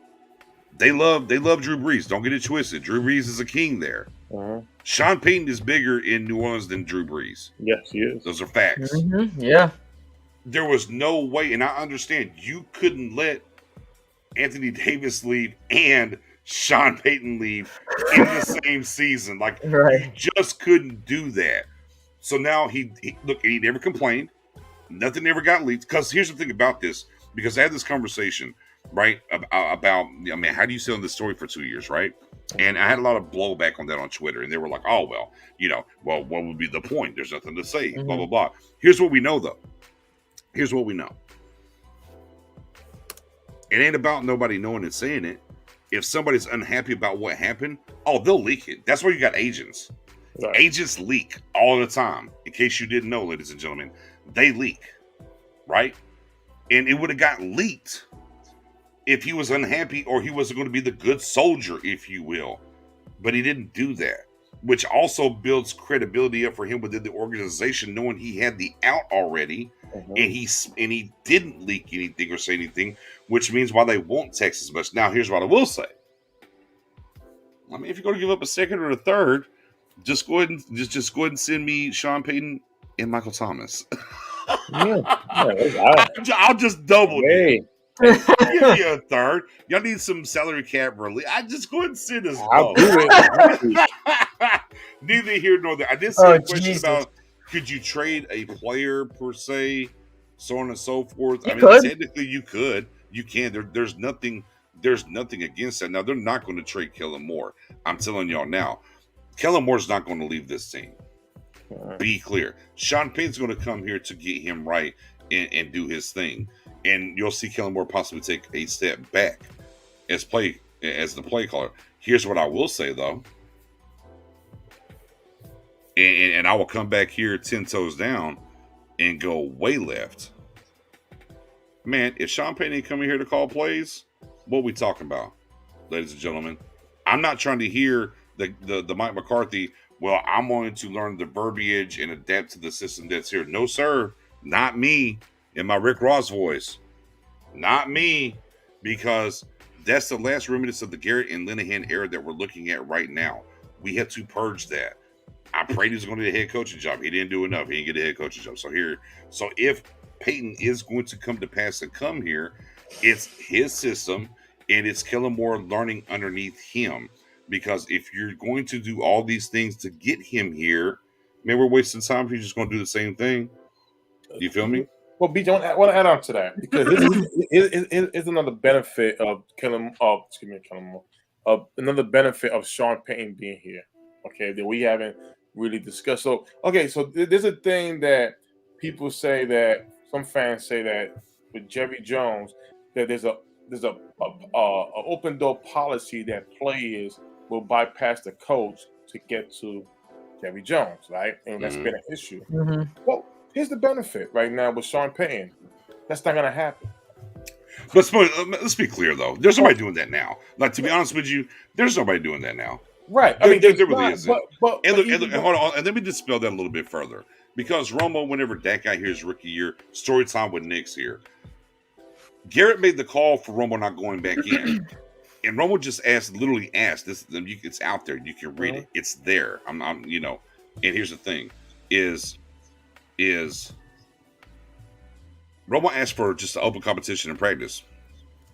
Garrett said no.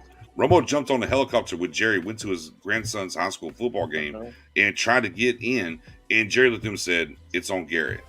Whatever Garrett says goes." Boom. Now, I don't like how the organization handled that and went with Romo, go out there, say your thing, do this, that, or the third, and fall on the sword, and it's a meritocracy and all that. But it is what it is. The other side, too, about this Sean Payton thing is, now, and here's why I will give some credence to what you're talking about when it comes to Jerry Jones and the open door policy.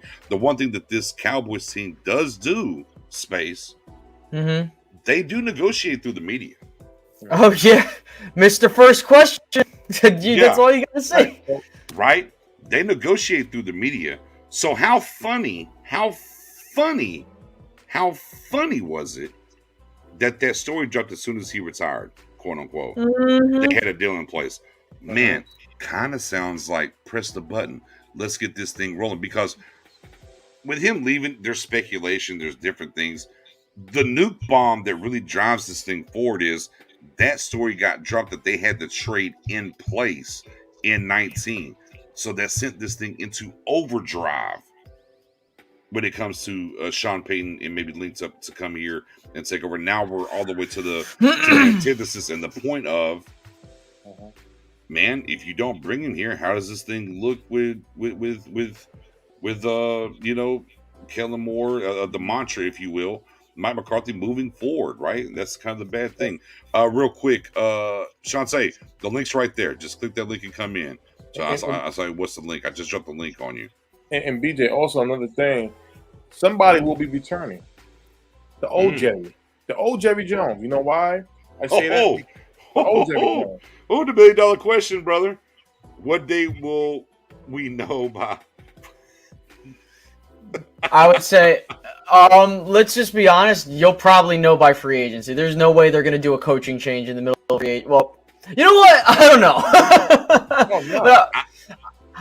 But I will say, I'll go with my prediction. I could be completely goddamn wrong, but I'm going to say if nothing is done by free agency, that's that for this year. I mean, at the end of the day, man, you got to be clear, right? We got the Senior Bowl coming up on next that. week. Go ahead. That too. Next Friday. As I said early in the show, they're going to talk about the other teams going to the Super Bowl.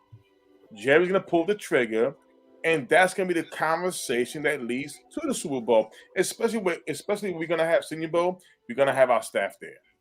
So we got to have our staff pretty much complete by next week. By next Friday. And funny thing about the exit interviews, for the coaches, they have been postponed to this point. They should have already been done, if you will. My guy Stewart says Vince McMahon smells like collusion. Can't be collusion no more. And this is why I kind of think this thing kind of ramped up and he got up out of there. Because once he's stepped away, it's not collusion. No more tampering. There's no more tampering. There's no more. Correct. And again, that's another one of the red flags as we cover and we talk about and we do these things. There was like some fodder a little bit about what Payton was going to do. After Jerry went on 105.3 The Fan on Friday, boy, this thing escalated expeditiously. And then in 48 hours after the weekend, boom, it's less than 48 hours, boom, he's out. So the collusion and stuff like that is what it is. You know what I mean? Also says... Oh, that's a good one. The Pro Bowl. Week before the Super Bowl. Maybe? Yeah. That's a good point, too. It's another good point. Yeah. So, I mean, you just got to click the link and it'll bring it over there. And if you got an iPhone, just don't do it through Safari. That's all you got to do. Just don't do it through Safari, Shantae, and you'll be good to go. Boom. Here's this. Someone told Florida he could release the article yesterday. Otherwise, Jenny and everyone else was too scared to say something. Right. But even on top of that, and we go back to Sean and everybody in between, nobody leaked this thing. In a day and time and an age where everything gets leaked, no matter what, especially if somebody's mad or upset or whatever, things find a way to get out. And the fact that it got held on to that long, I think says a ton. And then too, the timing of it to be dropped is also major for me in this whole pantheon of what we're going through. And ladies and gentlemen, here we are at the tail end of this. We had Dak watch for 2 years, guys. Yeah, guess where I'm headed. Now we're on Sean Payton watch, ladies and gentlemen. My goodness. My goodness. Boy, you know, as I like to coin it, and I talk about it on Twitter, boy, as the star turns, there is never, ever a dull moment in this thing at all. You know what I mean? You know, it's very weird. So, nobody else joined. Almost in 2 hours. We got 12 minutes left. We're going to hear on the 2 hour mark, okay? We got 12 minutes left, all right? 12-minute warning here for everybody in the building. Give it a like, give it a share. By all means, make sure you hit the sub to the Stargate Podcast. If you're on Facebook, anywhere else outside of YouTube, hit it with a like, do the share, do everything else. With that being said, let me roll out the red carpet for my guy Space. Tell where they can find you on YouTube, brother. Yes, you guys can follow me at Space Cowboy 17 on YouTube, and we all know the goal. I'm trying to hit that 10K. I'm not trying to be, calm about it. We're trying to hit high expectations. Listen, I said on Twitter, if I hit 10,000 subscribers, I'll eat the hottest chip in the world. Those Carolina Reaper things. I've done it before. Wasn't the biggest fan. I'll do it again. Wait. There's a video out there of you doing that? No, there is not a video out there of me doing that. Oh, but at 10K, you're doing I'll do it. I will do it. I swear to God, you better let me host that while you're choking and coughing. I'll talk to you. I got you. I'm there. I'm not going to eat the shit, though. Share. I dare everybody to share that. Everybody share that. If I hit 10K this year, I'll do that. Because that's how I feel like that, and I'm willing to work hard to get that. But all that crap out of the way. You see the handle down there? That's my Twitter handle. You can follow me there, as well as on Instagram too. By all means. 10K, Yeah. man. 10K. Talk to him. We didn't hear you. We didn't hear you, Shantae. Like when you get into the booth, you gotta hit it, go into the studio, and then I'll see it pop up, and I'll bring you on. 10K. There it You're is. so excited too. Oh. Yeah, I will be too. How about that? I'll double down. If it can be done by 2022, I'll eat two. How about that? Where you at right now, Space? I'm at 7.67 thousand subscribers. So 7.67K. Give me the 10K this year, and I'll eat it. I'll eat two. Oh, Yeah, let's my word. go. Let's go. Okay, ladies and gentlemen, the Wow. Pantheon has been laid. My man I'll put that is on Twitter 24 right now. Drop it in the chat. He is 2,400 away from 10K. If he hits 10K in 2022, well, we got a long time here, Space. I'm just letting you Listen, know. man, Okay. I am willing to do what I got to Alright. do to get this Not client. one, Stuart, no, I'm not doing No. 5. You're trying not to kill me. one, but 2 of the one chip challenges at one point. Oh my god! Hey, look, see now you're in trouble. Look, Jazz already said it. I'm gonna create so many accounts. LOL. Do it. Okay. You better be watching and liking, man. I'm going to put that on my Twitter right now. Hey, yeah, throw it out to Amy. Shout out to Golden Heart City said, all Cowboys content, I'm going to watch piss at the NFL, but this show is dope, man. Hey, man, we appreciate you, man. Come in, settle in, hit that, come through, rock with us. I'm telling you, if y'all wasn't here during draft season last year, man, we had fire content the entire time. Yeah. Our guy Professor Obi in the building. Our guy Jay Tuck's going to be in the building. Yeah. Man, we talked this thing up again. So that's a 2-hour show. These draft shows, Spoony, 3, 4, 5. Man, we gets it in, man. We have a great time. We did Big 7 facts. hours. 7 hours on Thursday, 6 on Friday, and Yeah.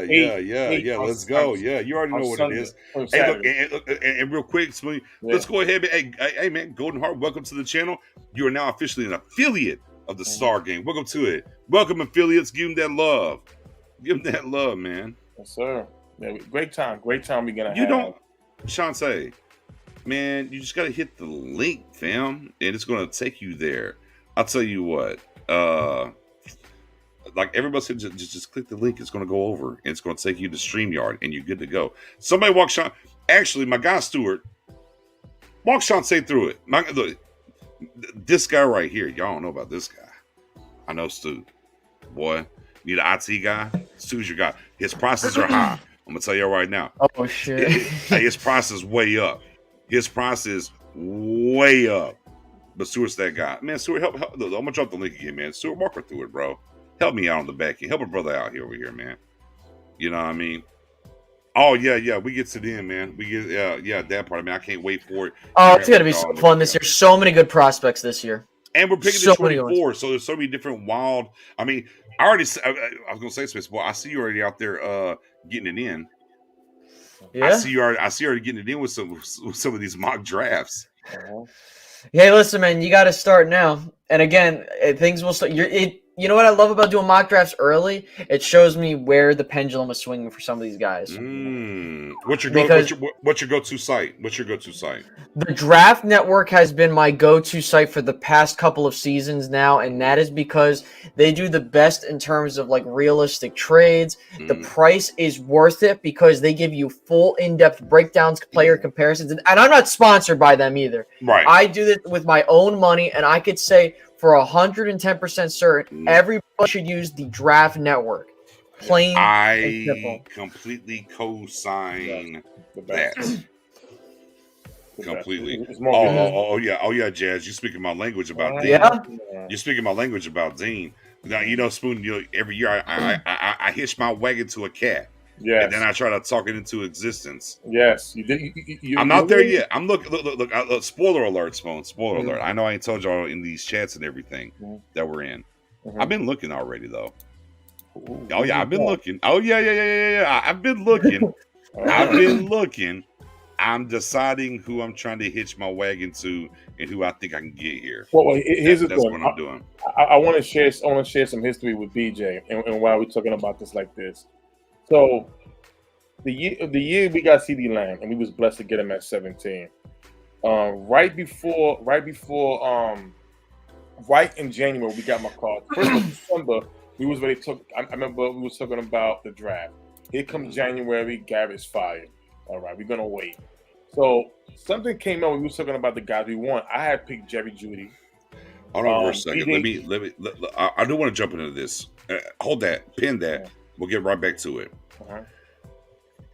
New affiliate in the building. He has a question. I mean, and we'll touch on this. Did Dak's personal life bleed into his command of the offense? He looked so much more in command at the beginning.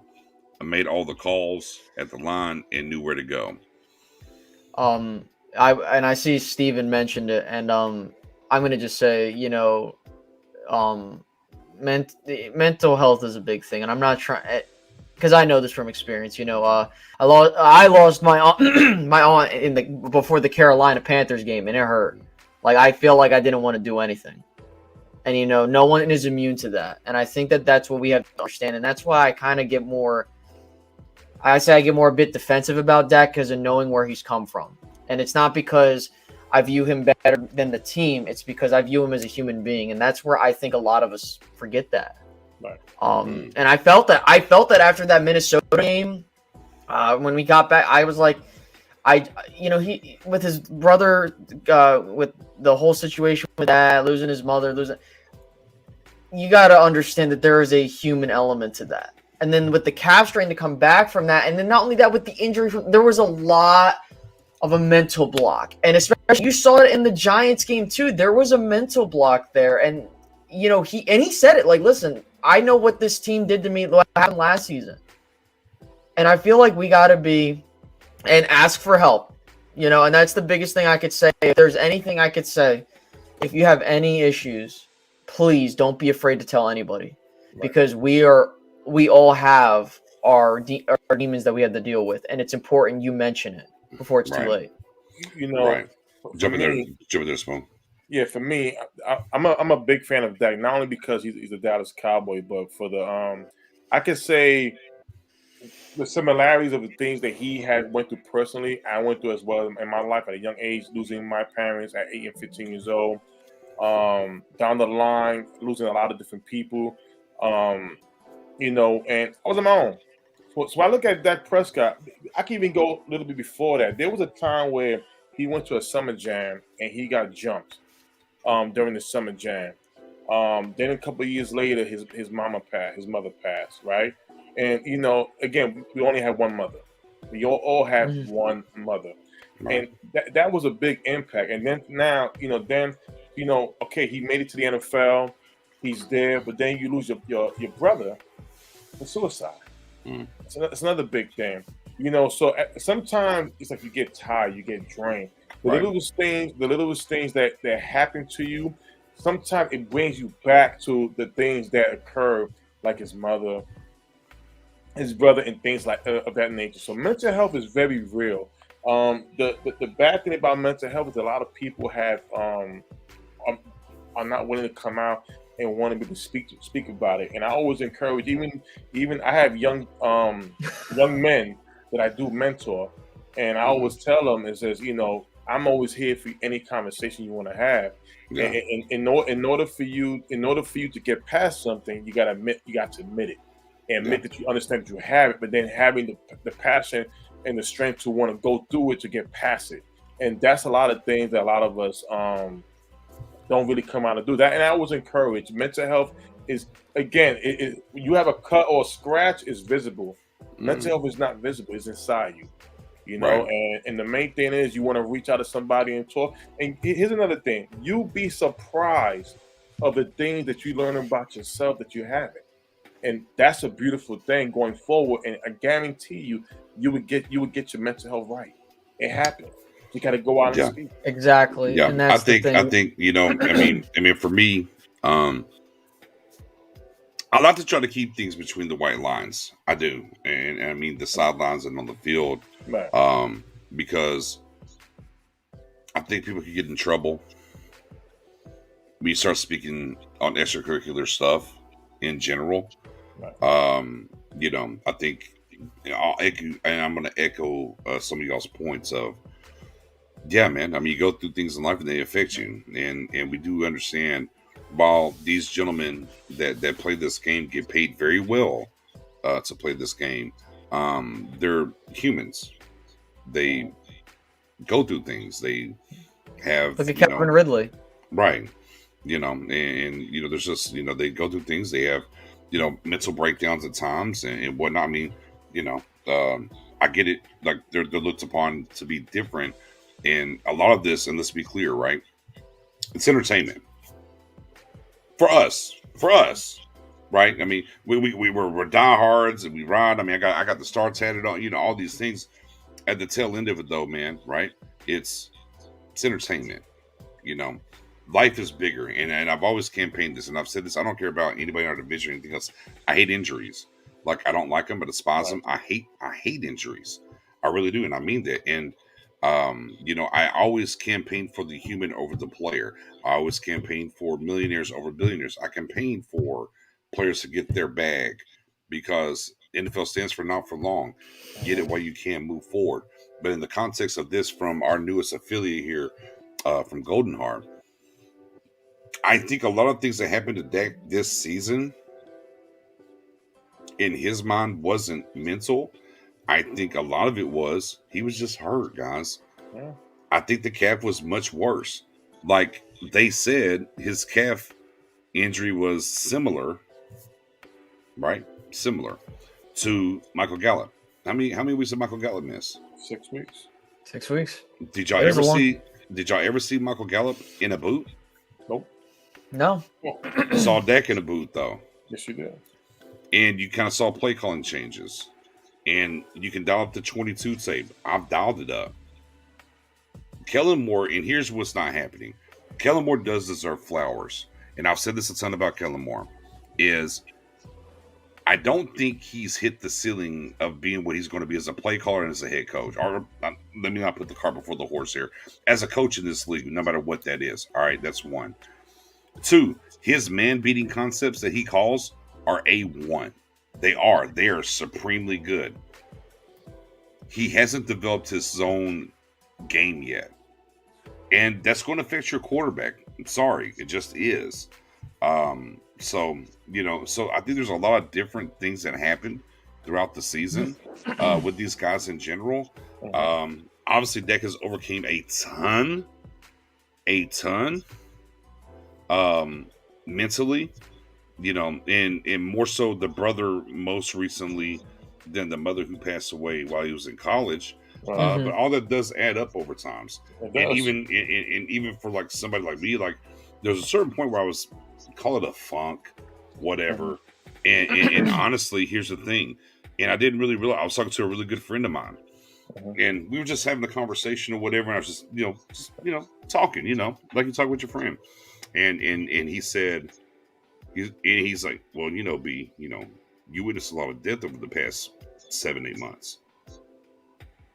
And it paused me I never had compartmentalized that point. Like I didn't look at it that way. It was just whatever was happening. I was going through life, and he told me, he was like, B, you've seen a lot of things in the last 8 months. And it made me, I was on the phone with him. I was like, as soon as he hit it, my head swished. And I was like, man, I never thought about it that way. Yeah. I never thought about it that way. So even at times when you are going through things, sometimes you don't even realize it. But he gave me that perspective and it helped me. And I moved forward. So, yeah. Is there something there with Dak and his brother? Absolutely.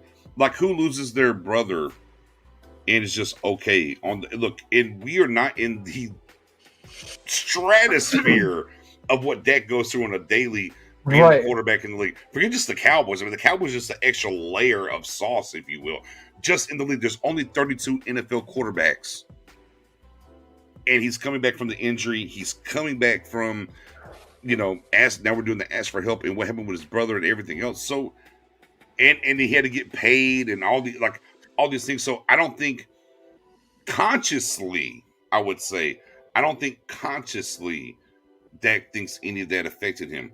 But I do think as he decompresses over the offseason and whatnot, maybe he does realize there were certain things that were happening and whatnot. Yeah. But I think the calf injury, but if we're talking about just strictly play on the field, I just think the calf injury was much bigger than what we knew. And I'll just kind of leave it at that. Again, you don't want to dip your toe too far into a person's psyche or whatever. It's about supporting these players and going from there. Go ahead, Space.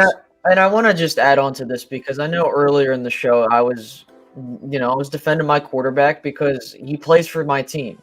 I'll defend whoever's there. And I think that and I'll say this from a personal point of view. The reason I kind of get sometimes a bit heated when people come at Dak is because I think people forget where he's coming from, what the context of the situation.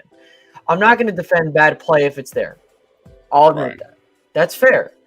But when you kind of think about it, and I think a lot of, unfortunately, there's a short-term memory when it comes to sports. We forget what happened last season. We forgot that Dak, we were literally contemplating. His foot was that way. Yeah. Yeah, we were contemplating, is he going to even be on the same level? Right. And he showed. Was he going to play again? Yeah, exactly. Was he going to play again? We didn't know that. So for me, to get the season that he gave us, I will take that. And I think a lot of us need to understand that. And so if we're going to go out there and say, I want a different quarterback, I don't think Dak's the guy, I think he's average, I think all this. Okay, you can have those opinions. Fine, I'm not going to tell you what you can or can't believe. But the reason why I have an issue with that is because when you put on all the baggage, and you look, and I do that with some of these, like you have to gauge those players with the baggage that comes with what they are being paid to do. Be the quarterback of the Dallas Cowboys. And I said the same thing with Romo. The crap that he had attached to him, that was a lot. You know, with the whole, everyone thinks you're this, and you have to live with that throughout your entire career. But then with Dak, not only do you have to deal with the mantra of being Cowboys quarterback, you have to deal with all that personal stuff. That's a lot of stuff on you. Right. And that's where I wish people understood that. That's all I'm asking for. You know, if you want to say he's this, that, and the third, okay, but we have to look at context. If you're going to be like, well, I don't care about his mental well-being, all I care about is just play on the field, then you're not really looking at this as a human being. You're just kind of looking at it as he's just playing for my team, and I don't care who he is as a person. And that's what I feel. That's why I'm always a players guy, because they are people that at any point in time, their entire livelihood could be taken away from them. Right. Yeah, and you know, it's a great point, right? You know, as we're making here, but you already know what it's going to be because it's 26 years, guys. We haven't won. You know, we just became Space. We're Dak apologists. We're Dak riders. It's this, that, and the third. But it's funny to that because I'm like, but if y'all had known me before I was doing this content, y'all would call me a homosexual. That is exactly the point I'm trying to get at. You know what I mean? I was that. Like, I don't understand the antithesis of rooting for your guy to fail. Like, I don't really get that as a quarterback. Now, look, if it's a Chad Hutchinson's, a Drew Henson, Ryan Leaf starting for us or whatever, yeah, man, be salty. It's not Anthony Wright. You know, so on. I can keep going if y'all want. Vinny Testaverde, Tony Banks, the whole nine. Sure, be mad about it. That's fine. I get it. But whenever you have a guy here that can deliver the goods, and we've seen him deliver the goods, yes, do we want more? Sure, that's fine. But, man, you got to understand context is the word that you use. And the problem is, and a lot of times, we're in this trolling nation now. We troll so much. Right? Because you'll get people on Twitter, you'll have a take, and then 8 months later, boy, they have bookmarked it. They're just waiting. Oh, your take was wrong. Even though you might have changed your mind and said a whole bunch of stuff throughout that 6, 7, 8 month stretch, they're going to grab that tweet and say, ha, I got you. I got you. And context matters, Space. As you said, context. And I want to about context. I really do need to add on to this, and I don't mean to take so much of the time. No, Space. You're good to go, brother. Go. But because ultimately, if you are a Cowboys fan, right, and think about this, if you're a Cowboys fan and you're saying, Dak's not the guy. I want him to go. I get it that you're more so I want the team to do good, and I got to do what I got to. But if you're not really looking at the situation properly, that's a problem. I don't mind the criticisms of Dak Prescott. I don't think any of us here have a problem with that, obviously. If we were Dak riders or homosexuals or all that, we would be saying there's no fault. But there are moments where, yes, he's at fault, and there are moments where it isn't. This playoff game, did he play the best? No. But the other playoff games, he did his part. And you might say, hey, he needs to do better. Okay. That's fair. We could ask for more. And that's definitely fair game. Right. But to sit there and tell me a guy that's coming off a possible career-ending injury, and to sit there and say that 37 touchdowns, franchise record, 4,500 yards,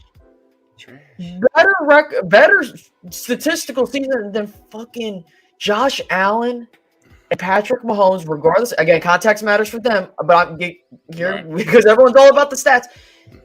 And you're upset about that? Oh, because he's beating up on the bad teams. Well, isn't that what he's supposed to do? Oh, what about the winning teams he's supposed to go up against? Well, if you really think about it, the slump that he was in, Dak got hurt. 16 touchdowns, 4 interceptions. And then to finish the year, what was it, 21 touchdowns to 6 interceptions? Right. It's just like what I hate. One thing I hate the most is the schedule, and people who say, the Cowboys have the easiest schedule. Let me show folks some things. When it all boils down to it, when the schedule comes out, Steve. OC, absolutely. Let me ask you a question real quick, Steven. Is this number one offense this whole 9?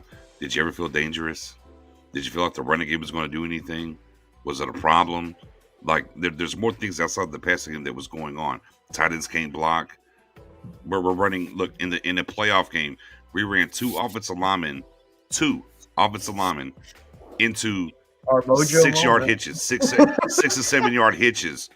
Terrence Steele out here clapping his hands. If you're a quarterback, are you throwing the ball to Terrence Steele on a 7-yard hitch? Yes.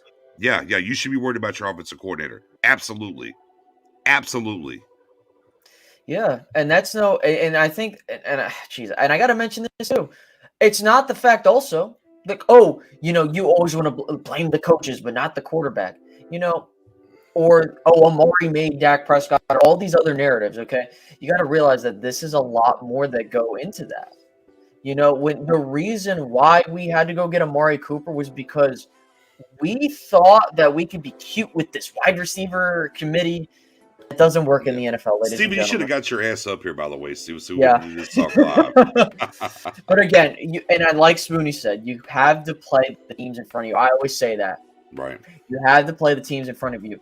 If Dallas is beating the shit out of these bad teams, okay, that's what they're supposed to do. But you know what it is? Go ahead. No, go ahead.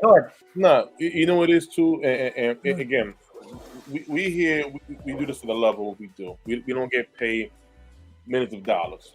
BJ said there's a time where we're trolling. There's also a time of now sports networks are entertainment. It's not really breakdown football like it was back in the days.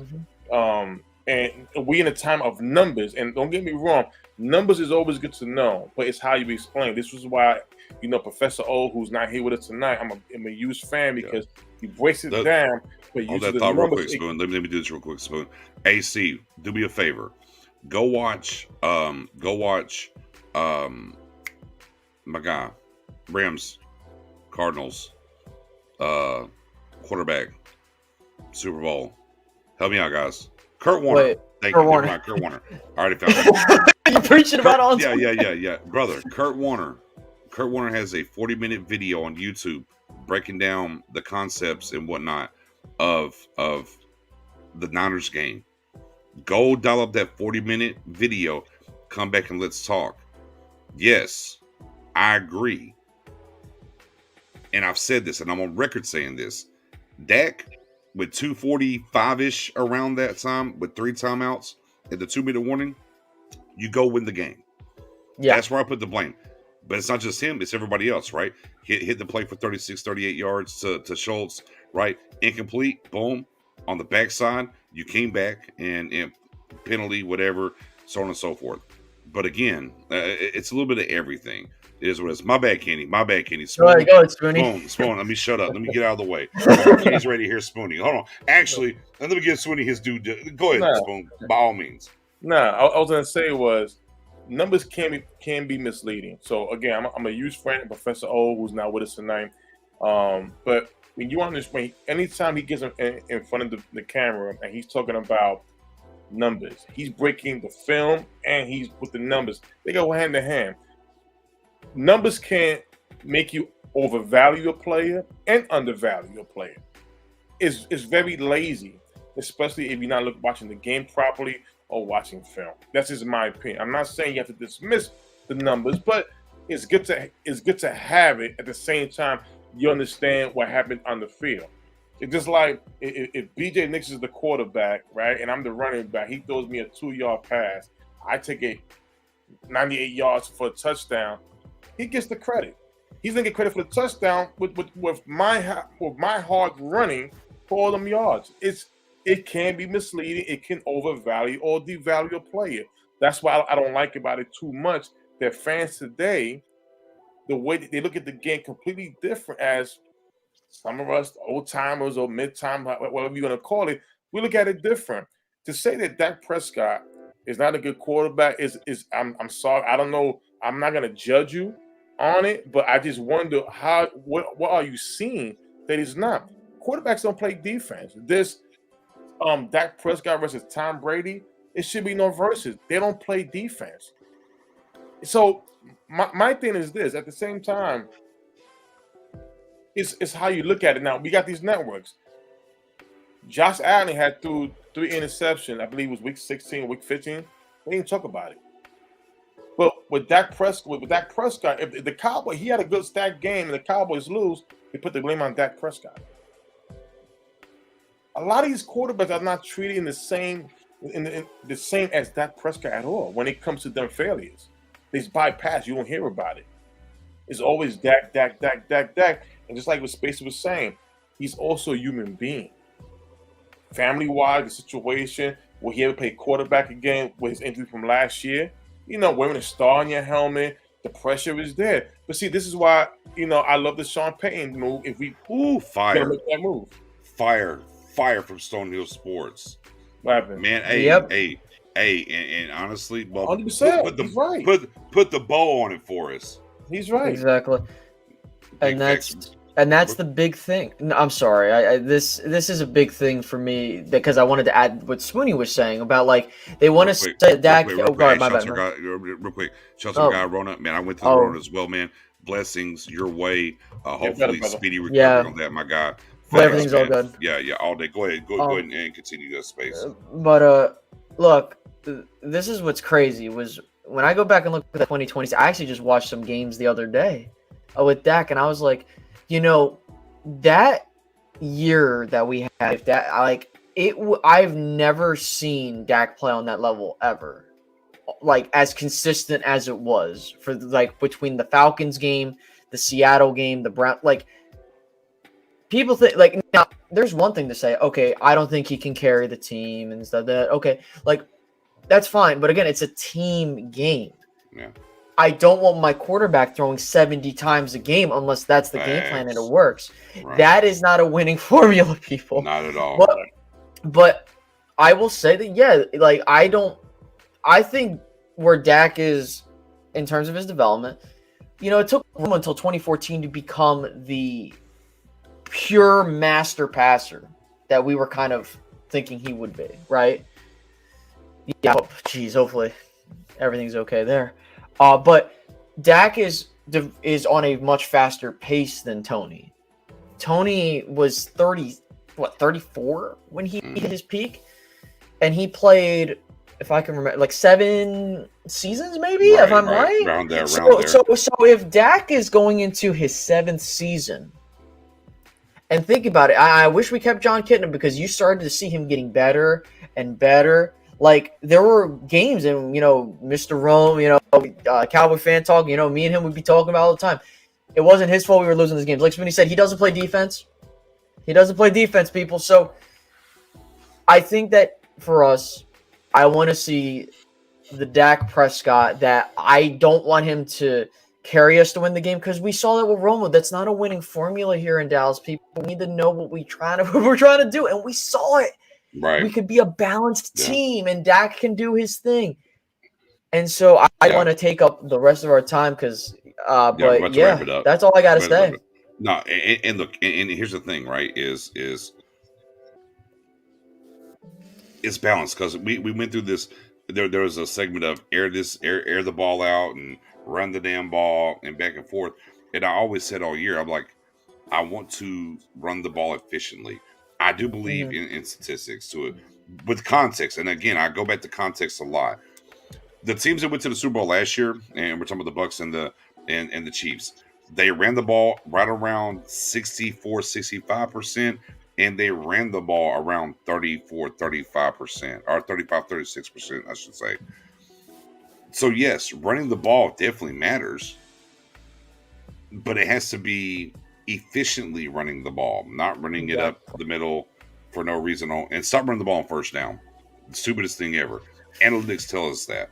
And it's those certain things that has to happen, to kind of get to different levels. Motion. Again, we have Amari Cooper and CeeDee Lamb. We should be at the top of the league in yak. This is what these guys do. We got the all-time, well, not all-time, but one of the best route runners in the league, top 3 in my opinion, however you want to rank him, in Amari Cooper. Right. If you watch the tape, they literally make him run 3, maybe 4 routes. He doesn't run. They don't allow him to run the full route tree. You look at CeeDee Lamb, and if you get him in space, what he can do, right? But what do? Their idea of getting the ball in space is, we're going to line up. He'll be out wide. We're going to put Jeremy Sprinkle over there. We're going to put an offensive lineman way out there, and we're going to throw this screen that everybody knows, right? And that's where things kind of get muddied and whatever. We're not doing the things that I think that are beneficial to the talent we have. And what's frustrating is we watched a coach defensively come in here who had a traditional 4-3 under cover 3 scheme. And trust me, go to the Sargain group on Facebook. Spoon, I had the whole look, man, I put this project together. Man, I had screenshots. I was breaking down Leo. All this and everything. And what did he do? He came in, he looked around and said, "Oh, yeah, my playbook, get it out of here. I'm building this thing around Michael Parsons. Right. I'm building this thing around my best players. I'm going to adapt to what I have." Right. And the problem that it comes down to, for me, when it comes to Kellen Moore, is it's still very, at times, Linehan and Garrett-esque. It's about we're just going to out execute you instead of doing things that are more productive for the players that we have. And that was in building at the same time, right? Exactly. And again, that can be better. Facts. There's things that he can do better. But that's, when I say that, that's every damn player in the league. Michael Parsons, guess what? Can do things better. I cannot wait till Michael Parsons gets paid. So we'll come here, we'll do the same show, and we'll have people hate Michael Parsons then. All of a sudden. It's going to happen. Oh, he didn't get enough sacks. He didn't Right. It's coming. That's just what we do here. Our problem, but again, you can only work within the confines that you have. What I watch, and we'll go to the elites, the Patrick Mahomes, whoever you want to call elite, Patrick Mahomes, Josh Allen, whoever you want to call elite. Their people scheme easy throws via things. There's a reason why Dak led the league in tight window throws this year. We don't do that. We don't. The idea of easy throws is basically, and I've said this before, Kellen Moore, after about 6-7 weeks in, and this probably would have happened last year, we've been further ahead of the curve if Dak doesn't get hurt, but it is what it is. So here we are. He's like a pitcher tipping his pitches. If you know what's coming, everything's harder. Everything. And that's what Kellen Moore kind of turned into, of tipping the pitches and knowing. You can look at the tape. If you watch the tape, you can kind of see it. You Like, can know when there's a run going to come. You Right. know what the play's going to be. And they know that. So certain things happen in all that. But this last season, we're moving forward. We're all these different things, and obviously we'll end on this because this show was ultimately about what's going on with Sean Payton, all the smoke, everything we've heard, all the reports, what's going on, should you, shouldn't you, everything else. But since it's evolved to the Dak situation and everything we're talking about, we'll end the show with this question here. Good to great quarterbacks or elite quarterbacks get you to the playoffs, right? That's the rule of thumb. Yeah. And then teams win Super Bowls. Like, if y'all don't know that's what it is. Good to great quarterbacks will get you to the playoffs. Teams win Super Bowls. That's kind of the rule of thumb. It's advantageous for a franchise to put your trigger man, your franchise guy, in the best situation possible. I think that's fair to say. We've seen it with whether it was, I mean, look at Lamar Jackson, how they've moved things around.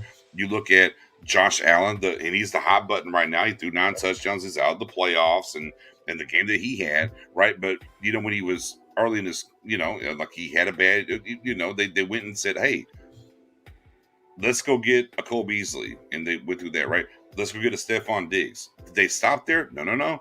Let's go get Emmanuel Sanders, right? They kept adding to the layers. They kept doing those things, right? They kept doing. So they did things that were advantageous to him in those realms. So what right now is advantageous? Oh, yeah. I mean, Stewart. Yeah, man. Come on, you already know the GOAT. But hey, look, but I mean, again, when the cupboard was bared, what was very bare up there in Tampa or in New England, he chunked the deuce, went to Tampa. Oh, y'all got this Mike Evans. Oh, y'all got this Chris Godwin. Hey, Gronk, come on off the couch. Hey, AB, not this year, but last year. Come on off the couch. Oh, playoff Lenny. Yeah, come over here. And they went and drafted the left tackle. They put pieces around Tom Brady, and boom, magically he went and won again. Crazy, right? But with that being said and being advantageous about all this talk about Sean Payton or not, in y'all's opinion, moving forward into the next season, what's best for your play, for your trigger man, your $40 million a year guy, because that always gets brought up. It comes with a check. We understand that. You're not, especially once you get paid, you're not absolved. That's what happens. As I always say, it comes with the check. Who's the better guy for Dak moving forward at head coach? Is it Mike McCarthy or is it Sean Payton? Sean Payton. Sean. It has to be Sean. He has a track record. Mike doesn't. I hate to say it. Okay. It's true. Yeah. Okay. And then there it is. If it is that, and we believe that, and the smoke is out there and everything else, you know what you got to do, Cowboys Nation? Y'all chime in. My guy, Michael, says Sean Payton. Y'all chime in. What do y'all think? Sean Payton, Mike McCarthy moving forward. Dak in the betterment of this team. Then you have to rip that Band-Aid and move forward. However you got to do it. Then that's what you do. Don't wait to 23. Jerry's about to be 80. He ain't got time left. You got to do it right now. And like he said, I was about to say that. That's the thing. With Mike, he kind of stumbled into good quarterback situations. With Sean, he proved he made a quarterback better than he was originally. And I think he could do the same with Dak Prescott. 100%. All right. And there it is. Ladies and gentlemen, we appreciate y'all. We were actually supposed to be out of here 28 minutes ago, but things started and Space had to get his joint off. Hey, had to get his joint off. That's okay. Hey, man. Hey, Space, this is how. Look, welcome to the club. Now, I can't. I do have a specific club. I have a 3-hour, 4-hour, 5-hour, and 6-hour club, and I have different people that are in those. You made it to the 2-hour club. You haven't made it to the 3-hour club yet. We'll see what happens this off season, though. I got a club. I need to post that. Actually, remind me, Spoon. I need to post my 4-hour and up club and Listen, how we've done this. Like I told you the last damn time, if I make it to anything higher than 3, I'm sleeping on the couch. Look. No, I don't. I said 2. Listen, man. Listen, man, if I got into the 4-hour club, I would probably be sleeping on the couch, and I don't want to be doing that. Fair enough. Fair enough. With that being said, guys, ladies and gentlemen, if you do the Twitter thing, all of our Twitter handles are right there, guys. Go over there, hit the love. Like I said, once again, Friday, 5 p.m. Central, it will be the Twitter Space Happy Hour. There's a chance you'll see Spoon. There's a chance you'll see Space there. Come on through. We have great guests. Yeah. I mean, we have everybody from Botch to Zeke's mom to Dia Wall to Tad Prescott. Yeah, I mean, around the board, man. I've had Rodney Harrison in there. Man, we have a fun time. And it's easy to come up and speak. Unlike my girl Shantae, I'm sorry, Shantae, you couldn't figure out how to do it. But over there, it's just hit the mic and you come on, you get to talk and speak your space. My guy Massey, my girl Camber from Star Wars Network, they're in the building as well. Aisha as well. You know, we have a great time. But you got to be in the place to be, man. You got to follow us here on Twitter. Of course, if you're here on YouTube already, you already know the business. Come be a affiliate of the gang, man. Come on, man. Come on, be affiliate, man. Y'all know what the business is. Come through and make sure you sub to the Star Game Podcast. Make sure you hit the notification bell to the Star Game Podcast. And if you do the Facebook thing, man, jump over there. Man, we're 14K strong in the group. Star Game, we got some new mods. We got some trolls over there. We got to clean up some things from the regular season spawn. We got to roll up the sleeves and do some things. But yeah, come over there, man. 14K strong on the backside on Facebook if you do that. And with that being said, now what we have to do is get my guy Space, because he's gonna need not one but two now. Chips. Hey, welcome to the gang, baby. You said two, bang bang. No. I'm standing by that too. I'm just messing. No, listen, man. I put on Twitter. I said, "Hey, there's video confirmation. You can go see it." And I even said it. I think I doubled down on Twitter. I said, "Listen, you give me 10K by the end of 2022, and you'll see me with 2 chips in a live stream." Assuming. All right. Well. Tell the people where to go sub to get to that 10K. So, again, you could go. Hold on, let me go ahead and do this while I'm talking. Yeah, drop it right in I here. can't. For some reason, YouTube will refuse to drop links. I don't know why. What? Yeah, I guess I got. Look, just put the name of the page. Just put the name of your page. Then don't hit the link. Just name of the page. Y'all can copy, paste, and y'all find it. There we go. Space Cowboy 17. Click on that. You can click on my profile picture. You can follow me there. Okay. Got 7.67K subscribers right now. Okay. That's what we're opening up in January. We get to 10K by the end of the year. You'll see 2 hot chip challenges in a row, and I'm probably going to end up having to remove my tongue and hosted by your guy Nix, because he ain't gonna hosted by your guy Nix. I've already planted my flag on that. Hosted by your guy Nix. I'll be holding it down as my man eats it. You know what, Space? I'll tell you what. I'm not going to eat a chip with you. I thought you guys were going to say chip. No, you don't have to. No, don't do it. I'm not going to eat a chip with you. But you know what? I'm going to sit here and sip on something very cool, very refreshing, and just watch you go through pain and talk to everybody as you die slowly. and as they try to get cowboy takes from me as I'm dying. yes, absolutely. He's like, "That's fine," and the slobber and everything. I'm gonna be so goddamn mad too. I'm gonna be. Hey man, as always, I know usually we on a little bit earlier. Man, hey man, work life, man. Hey, I live a regular life, and we got here late, but man, we appreciate everybody that came through and walked with us, man. Shout out to Space for coming through the building. Yeah. Clap it up, hit some fire emojis from my guy Space, jumping in this thing, and pay attention. We never know when news is going to drop. And when the news drops, y'all know what it is, man. We hitting that live and we coming on. It is what it is, man. Shout out to all the affiliates that definitely rock with us. Shout out to Cowboys that you came through. We hope that you get familiar and enjoy what we do and rock with us throughout this offseason. It's going to have a fun time. Big facts. And my guy Michael Richardson give you the hand clap for coming through Space. With that being said, man, y'all enjoy y'all's weekend. Premature, I know it's my Friday from work, so yeah, I'm out of this thing. Yeah, I get Friday off, so. Hey, there it is. I get Friday off, so I'll enjoy my Friday. Y'all have a great one, guys. Be safe.